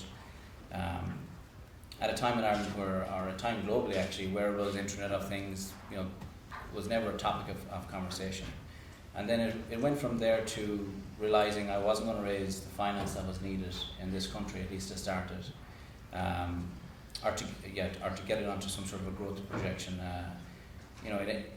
Next step was 11 o'clock in SFO, having no context for Silicon Valley, not knowing that San Francisco was on the left or San Jose was on the right, not knowing where I was going to stay that night because I pretty much was out of cash. But I kind of told my wife that I'm going to get on a plane, I'm going to go to Silicon Valley, I'm going to raise the finance that is required for this venture without having any context out there. And then as the bag was going around, this Irish guy heard my accent or something, and we started chatting, and he said, sure, if you want, why don't you stay with us tonight? So I said, fantastic, I'll stay with you tonight. Who's he and where's that? So he said, sure, we're in the city, we're in San Francisco, we're in Twin Peaks. And I said, fantastic. So hopped into the back of his Jeep. Next thing we started going into San Francisco, winding up the Twin Peak roads. And at that stage I was beginning to think, okay, this isn't great. This could be a problem. I'm not sure where I'm actually going to end up here. So we got to a cul-de-sac where there was a nice house.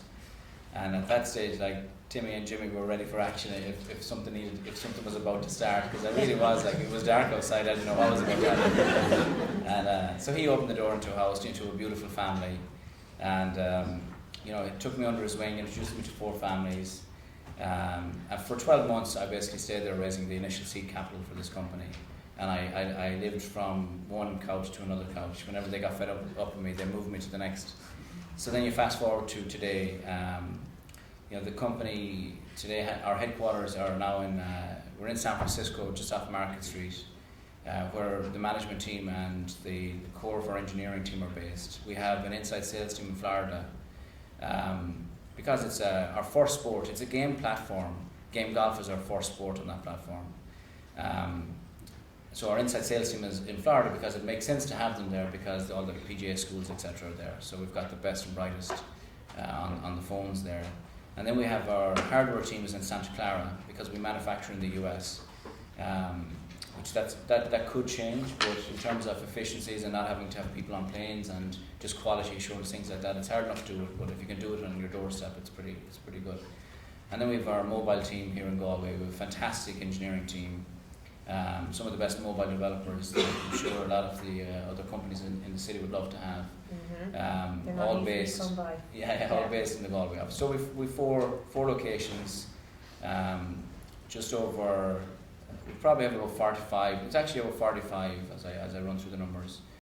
Date in the company, but that's how it started. It started in the Innovation Business Centre in Galway. Fantastic.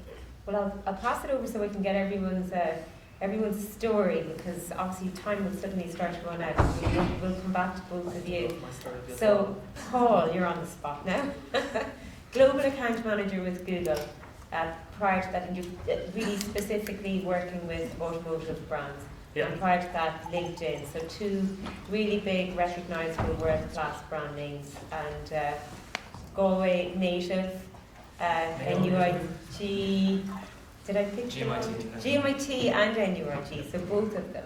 So perhaps if you can tell us your story and just your job at the moment. And we've obviously had a very interesting discussion as to where it is that you're managing people all over the world and always on. So it'd be interesting to hear how you manage that. Yeah, it's 24/7 all the time. You're always on. So basically, I started off in GMIT, did marketing. And I actually remember John's project was in the Innovation Centre while I was there. Then went on to do marketing practice in NUIG. That was fantastic, doing the Masters in it now, online, it's fantastic. And then got the great opportunity to work for LinkedIn, when basically there would have been 40 people in the office. Now I think there's maybe 500 or 600, I'm not 100% sure.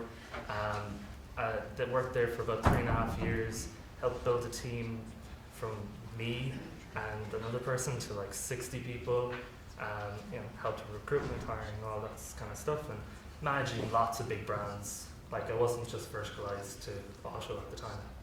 And then finally took the jump to go on to Google, and now I work as part of the global, call it a GCAS internally. It's a Global Clients and Agency Solutions team. So basically, I partner with the Volkswagen Group globally, and I look after all of their brands, which is Volkswagen, Seat, Skoda, Porsche, Bentley, and Audi. And it's fantastic. I work with teams in San Francisco, Chicago, New York, London, Brazil, APAC, everywhere in Europe, and that's what I mean by always on. You're always at your phone, you're always on a call, you're always taking things and answering questions to people that are based everywhere. Juggling that, I don't know. I think my fiance insisted on a rule. I wasn't allowed to use my phone in the house, unless it was really important. I don't know if I abide by that, but yeah, it's been fun. It's difficult. I think you kind of have to be strict in that, you know, okay, 9 to 6, you have to be, as in LinkedIn, what they called it, they said you have to be on the court. And you know, if you're there, you're focused always, 100% of the time. And what I do to kind of manage my time is, and manage my team's time, is be flexible. So like, everyone has a 9 to 5, 9 to 6 kind of job, great. But you do, maybe I'll do maybe 9 to 1, go home, do my gym, go to wherever, do my things, and then maybe work in the evening for another 3 or 4 hours. Only because I know I'm going to have to do it anyways, because San Francisco is coming online, and New York's coming online. You have to be there, you have to answer the questions, you have to go to those meetings, or else it's pointless. But yeah, it's a really exciting team. I think the biggest thing, and I was saying to the guys earlier, is the people on the team. Forget everything else. Without the right people, without the right mind frame, it's pointless doing what you're doing. I'd say like John has fantastic people working for him. Otherwise, you know, he gets kind of, how do I say, encouragement and ideas and brainstorming from smart people. And you know, they can be smart on paper and things like that. But I do think you need passionate people, and you need people that are interested in the product, that breathe and live the product. Yeah, it's interesting because last night, you know, this morning, you know, people who know the topic that I'm talking about, you know, concerned about how do you manage people as being part of a decentralised team. You know, and people maybe who are thinking of expanding, being nervous about that, because obviously it's about the technology, but at the end of the day, it's, as you say, it's about the team, and it's about recruiting the right people or motivating your existing people in the right way. So it's interesting for you to say that. Yeah. I'll pass it over to Paul as well, who's the manager of business tourism and events with Fáilte Ireland, based in the Midwest in Limerick, but managing and working with teams that are dispersed all over the island, all over this island and overseas. So it'd be good just to hear about your role, about Fáilte Ireland, about how Fáilte Ireland is moving forward. I suppose I'll go back a number of years, and we're slightly different in that we deal a lot with people, and people who are on vacation or people who are in the tourism industry. And if you go back maybe, I suppose again 10 years ago, we would have had a number of offices along the west coast. And they would have operated as almost independent silos. So they would have had their county jerseys on. For example, here in Galway, they would have been responsible for marketing Galway. And to back that up, they would have had their finance department, their IT department. And by the nature of these multitude of offices, you would have had people, I suppose, who worked multiple jobs. So they may have been the jack of all trades, but maybe not the master of all of those trades. And they would have been very much focused on their own area. So you could have, I suppose, almost called it that we were fitting or creating our strategy to fit into our structure. And being in the public sector, very often you have to make sure that your structure and your workforce are I suppose, as flexible as possible. Back those 10 years ago, I suppose our workforce wasn't as flexible as possible, and we couldn't match our customer requirements to the product we were offering. So we no longer have those independent silos. We now have 4 propositions of scale on the island of Ireland, or on the 26 counties.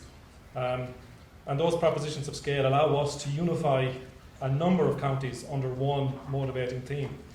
And with that in mind, we can then compete on the international marketplace. Rather than going out to say, well, I represent Galway, we can go and say, well, I represent the Wide Atlantic Way. I represent the South and East. I represent Dublin. And it's always important to remember that Ireland isn't a parliament.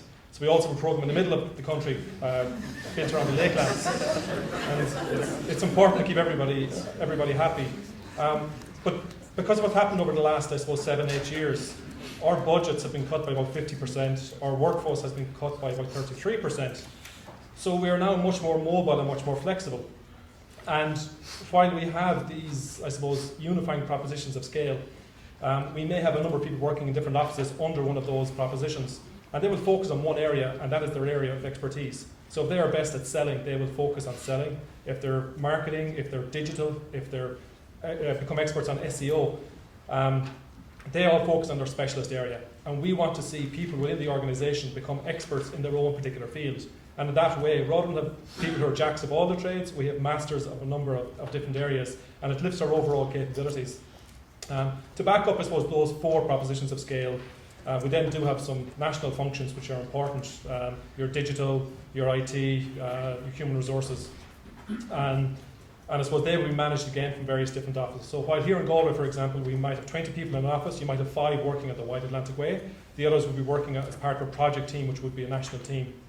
And I suppose if I jump forward into my own role and business tourism, we would operate under the brand Meet in Ireland. So your Laniers today, we typically would support events. Normally that only bring in international delegates, but we do get involved with events such as today's because we see the potential to recruit new ambassadors. And what do I mean by ambassadors? Well, about 75% of the events that we would bring into Ireland are secured by working with an ambassador. And it's not somebody who would come along and be entertained with Ferrero Rocher. Typically it's somebody who wouldn't work with us as part of their day job. So they may be part of an association, and they may be able to use their influence on that association to bring their next event into Ireland. They may be an influencer in a corporate, in a multinational, and say, look, perhaps it's time to bring our next sales meeting to Ireland. A typical business tourism delegate is worth 2 to 3 times that of a leisure visitor, €1,400. Come year round, stay in the hotels Monday, Tuesday, Wednesday, Thursday nights when it's the hardest to fill. So they're very valuable to the economy, and that's one of the reasons I'm here today. It's to call out to people, if you can work with us, if you can influence the destination of your next corporate meeting or the next association that you may be involved with, we want you to work with us and work with our partners here in Meet in Galway. And they actually have a stand outside, so if you do get a couple of moments during the coffee break, please go out and meet with my colleagues outside. We'll be expecting Google and Game Golf now to be bringing their international conferences to Galway very shortly. Your 2 ambassadors are sitting right beside you. As it happens, we have secured Google's next international sales conference. It's coming in 2015. We gave €70,000 towards securing that so that they could build a social program around that, have some extra networking opportunities. And it was by working with an ambassador through Google who secured that event for us. So that's exactly the type of thing. Well, really, from my point of view, my eyes have been opened really to the value of the business tourist and what it is that what they can bring. I'm well au fait as to the impact of FDI on the economy and can roll off all of those. But it's amazing to see and to see something that's that measurable. So definitely the call out is there for everyone to do their part to influence, and it's not only to, if you know somebody who wants to set up a company here in Ireland, but if they want to have a conference. So we all have a role to play. I'm going to just go back and feel free to jump in, guys, however you want. I suppose, what's the biggest lesson, maybe I'll put this to John, in starting out and with your experience so far that you would advise others of, that may be in a similar position to you? And also to encourage them to look at a decentralised model to grow with. Okay. So I think it's at our level or at ours, where we are right now in our life cycle, it's really important that there's a shared vision that your team are motivated by. So that's the first thing. It doesn't matter where you are. If you have a team of people that understand what the vision is, that is communicated clearly to, that excites them, then the location doesn't actually matter. That's the first thing.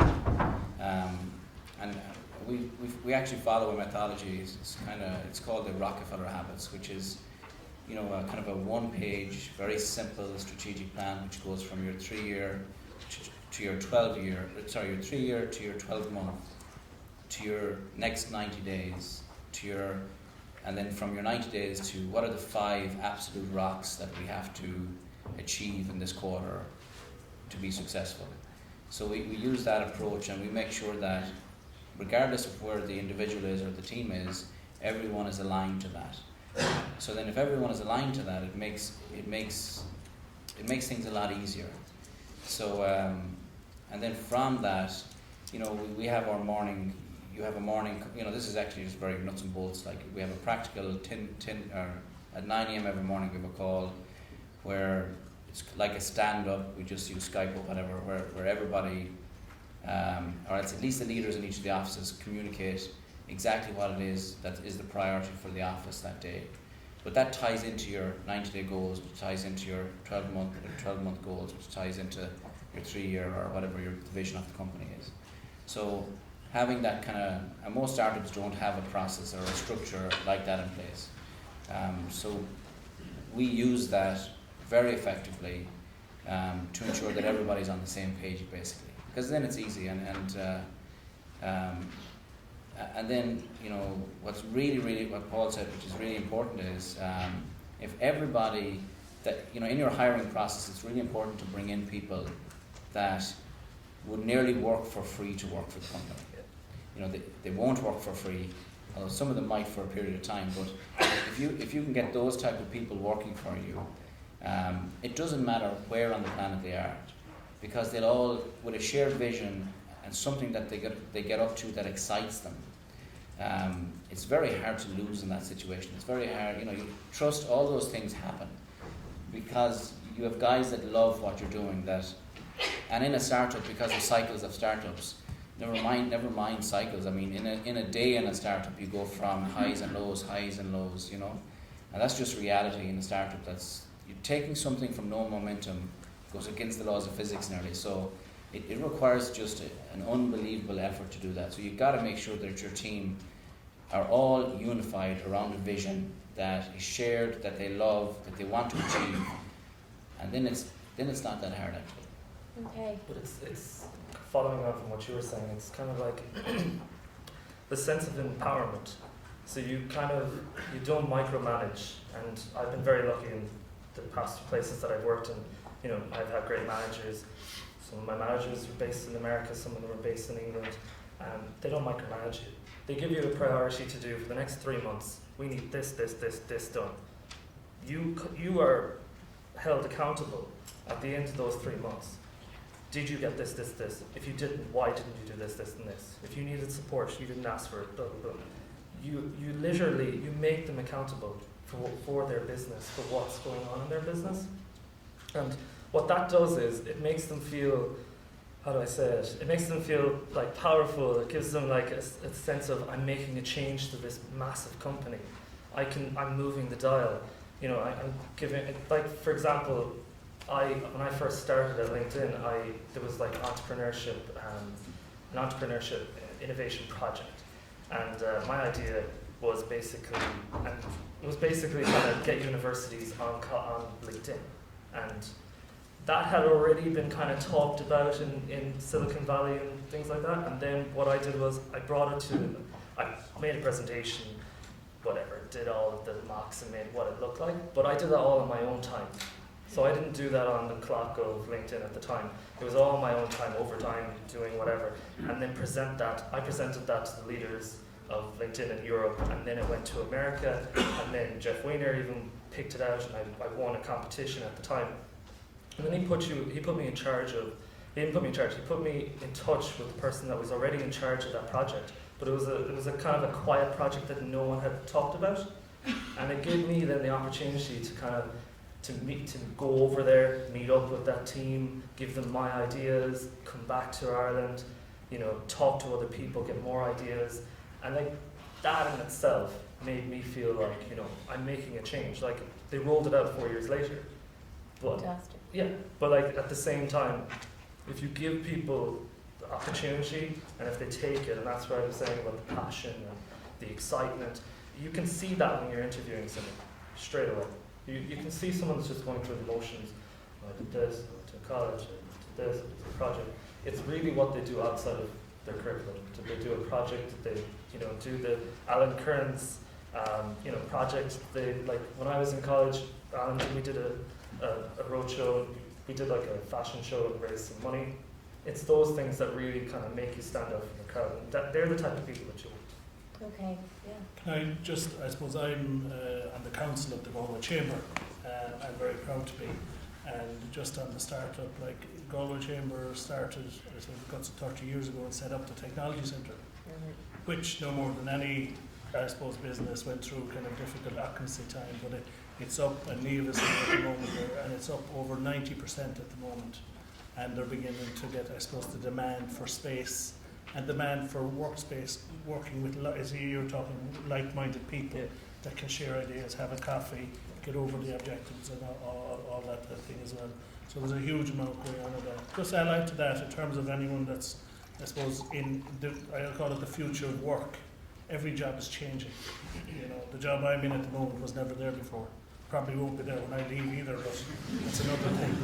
But everyone is changing their roles and their occupations, and I think, you know, while it's a simple analogy, but when you're in institutional life, which are bigger, you know, big companies, your next job is a very different job to your last job, and you nearly have to go into the mode of startup, and it can be scary when you're institutionalized. You know, so just. I suppose the message that's coming across loud and clear is that it really is down to, although we're in a global world, it's becoming smaller, it's coming down to people and personalities and your interactions with people. I suppose just very quickly, maybe just to get a comment on the technology that facilitates that. Any platforms that you're working on that work very well for you or for your experience, you know, for anybody here who might be thinking of investing. What ones work? What ones work best? We use a system called Atlassian, where, you know, all the engineers, all the product stuff is housed, located, so people can see what they're working towards, what the product roadmap is. And that's very important for a distributed team. You know, Google Hangouts, Skype, etc. for communication. But at the end of the day, it's, you know, like anything else, technology can get in the way.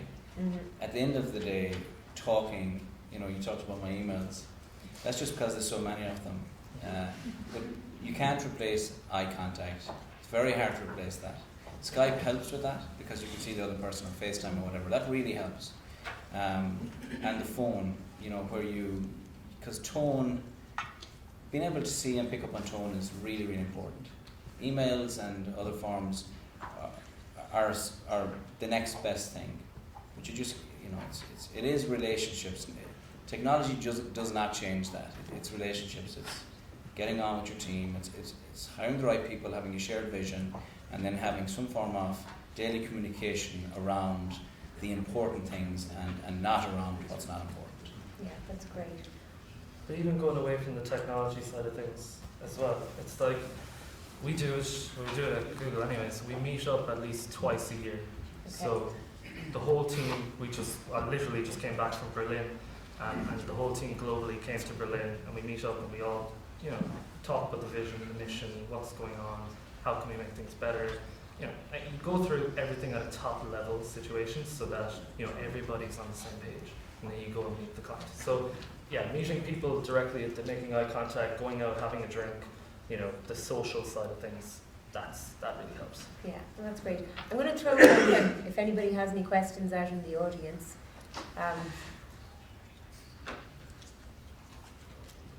That's okay. I have plenty more. But I'm watching my timekeeper. Here we go. Just the panel, so I'm Shane Collins from Cisco Systems. I think you should use Cisco Systems technology to improve your I think it was great to hear from the panel in total. I think Dave mentioned expertise. I think that's critical for decentralized teams, people to have expertise in a particular area. We talked there as well, Paul, about ownership. I guess empowered ownership of having responsibilities to make decisions internally. Then John talked about basically distributing the organisation. And you've said yourself, you've got the mobile team here in Galway, you've got your platform team in the States, you've got your academy teams down in Galway. So it's all of that. It's putting it together and making it work all together. I think the communication thing is a big challenge. And we work, John here, we work at Cisco. We've worked for many years with teams on the West Coast, and you're always working that time zone issue. So it's really challenging for teams. We put a lot of strain on work-life balance. Yeah. So for decentralized teams, have you had any challenges? And this is for the whole group. Have you had any challenges in regards to work-life balance? And how do you figure that for yourselves? It's easy. There is none.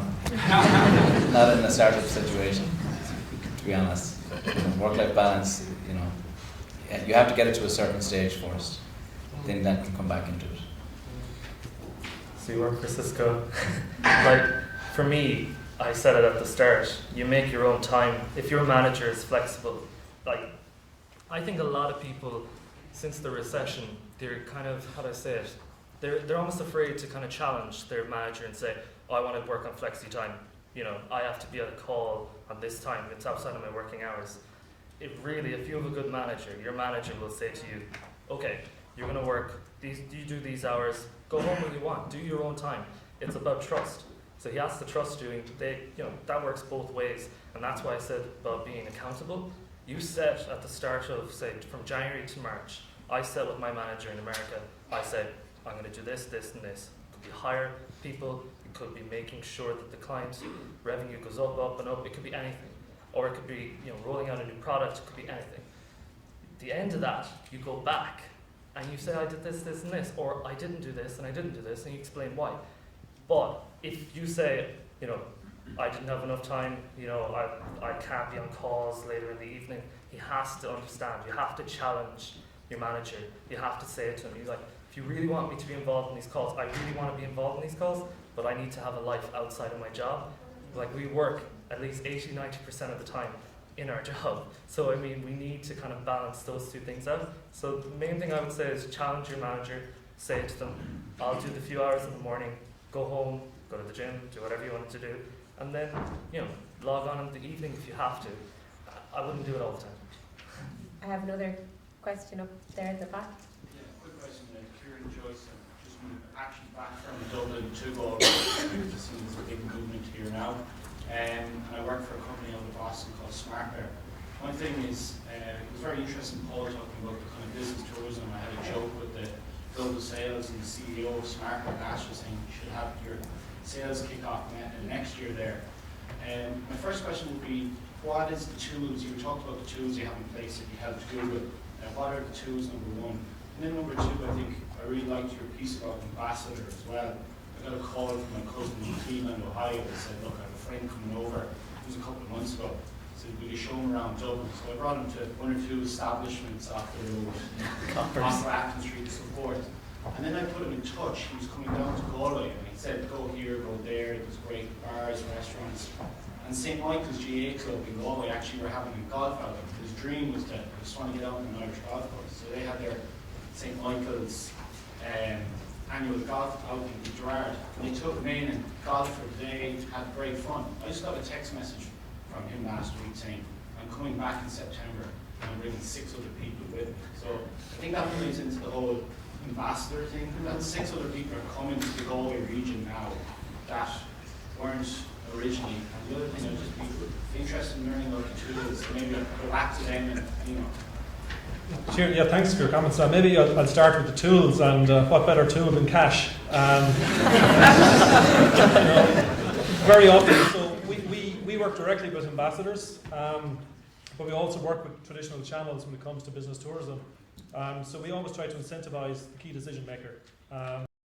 So if we're working with an ambassador who's overseas, we can actually have an incentive for them, a personal incentive, whether that's if they're of Irish origin, it may be simply we can fly you home to visit your folks. We can pay for a site visit to come in. So if they're thinking of bringing a meeting in, we'd say, well, you come home, we'll pay for your flights, you can bring 2 other key decision makers with you. We'll pay for your hotel, we'll bring you around to see all the different products. We'll make sure you get to experience some of the social aspects to your potential meeting. And we'll fund that trip. So that's, I suppose, in advance of the decision being made. Then, if we secure that piece of business, we have a funding mechanism in place. Typically ranges between 10 and 20 euros per person. The larger events, we put more money on the table. And that allows us to be able to potentially pay for a social excursion, a gala dinner, a networking event, drinks reception with the Lord Mayor, whatever it may be. And that's unique to Ireland in terms of that particular incentive. So if we are competing for that sales meeting between Galway and London, there wouldn't be that incentive on the cards to go to London, so it just helps with the bottom line. So there are some of the tools, but as I said at the outset, we know that this isn't everybody's day job. So not to patronise anybody, we handhold every step of the way. So if you need to be introduced to a professional conference organiser or a destination management company. We have various panels of experts in place. We can make those introductions. If you prefer to manage it and arrange it yourself, we have a number of regional convention bureaus and marketing groups around the country. As I mentioned at the outset, we have Meet and Galway members here today, and their services are free of charge. So they can match you with the correct product. So if you're bringing your conference or your corporate meeting to Galway, they will match you with a property, a hotel that can suit your particular piece of business. And again, as I said, that's a free service. So there's lots of practical and I suppose financial, and as I said, a lot of it comes back to the cash. Just I suppose in terms of the support we put in place, we can't support every event, every small board meeting that's coming in. So we have a minimum number of 75 international delegates. And the reason it's international delegates is that as a state agency, there's lots of foreign debt for us to pay down. So our focus is on growing our foreign earnings. So everything we focus on from the business tourism unit is growing foreign earnings coming in. Thank you. Thank you for your questions. I think you'll have an opportunity to mingle with some of my panel members over lunch. So if there's any more questions, feel free to approach any of us over at the sandwiches that I know are starting to be served outside. I just want to thank each and every one of you for being very open and honest and giving us your views today and advice. And I heard Boot Gerard, St Michael's, golf, a couple of times, so interesting decentralised conversations and locations. I suppose the message that we want to get across though is just, Galway's here, it's a fantastic centre. There are companies here, Cisco, who are managing global teams from here all around the world. There are people who are sitting here working into decentralised teams nationally and internationally. And then we see a startup that is going on to great things in San Francisco. So we wish you the best of luck with your company and with Game Golf. And thank you, everybody.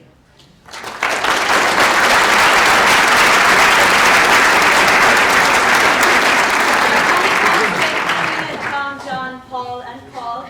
Before we break for lunch, John Breslin has a short video, it's only 1 or 2 minutes long, from Fáilte Ireland on how to bring conferences to Ireland, just before we break for lunch.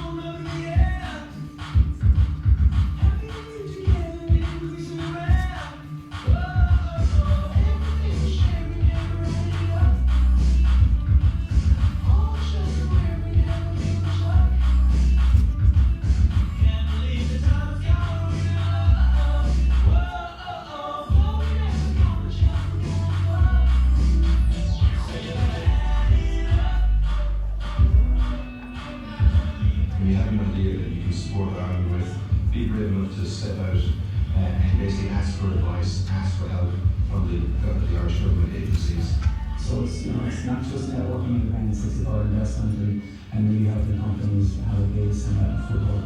Don't get it right, get it going.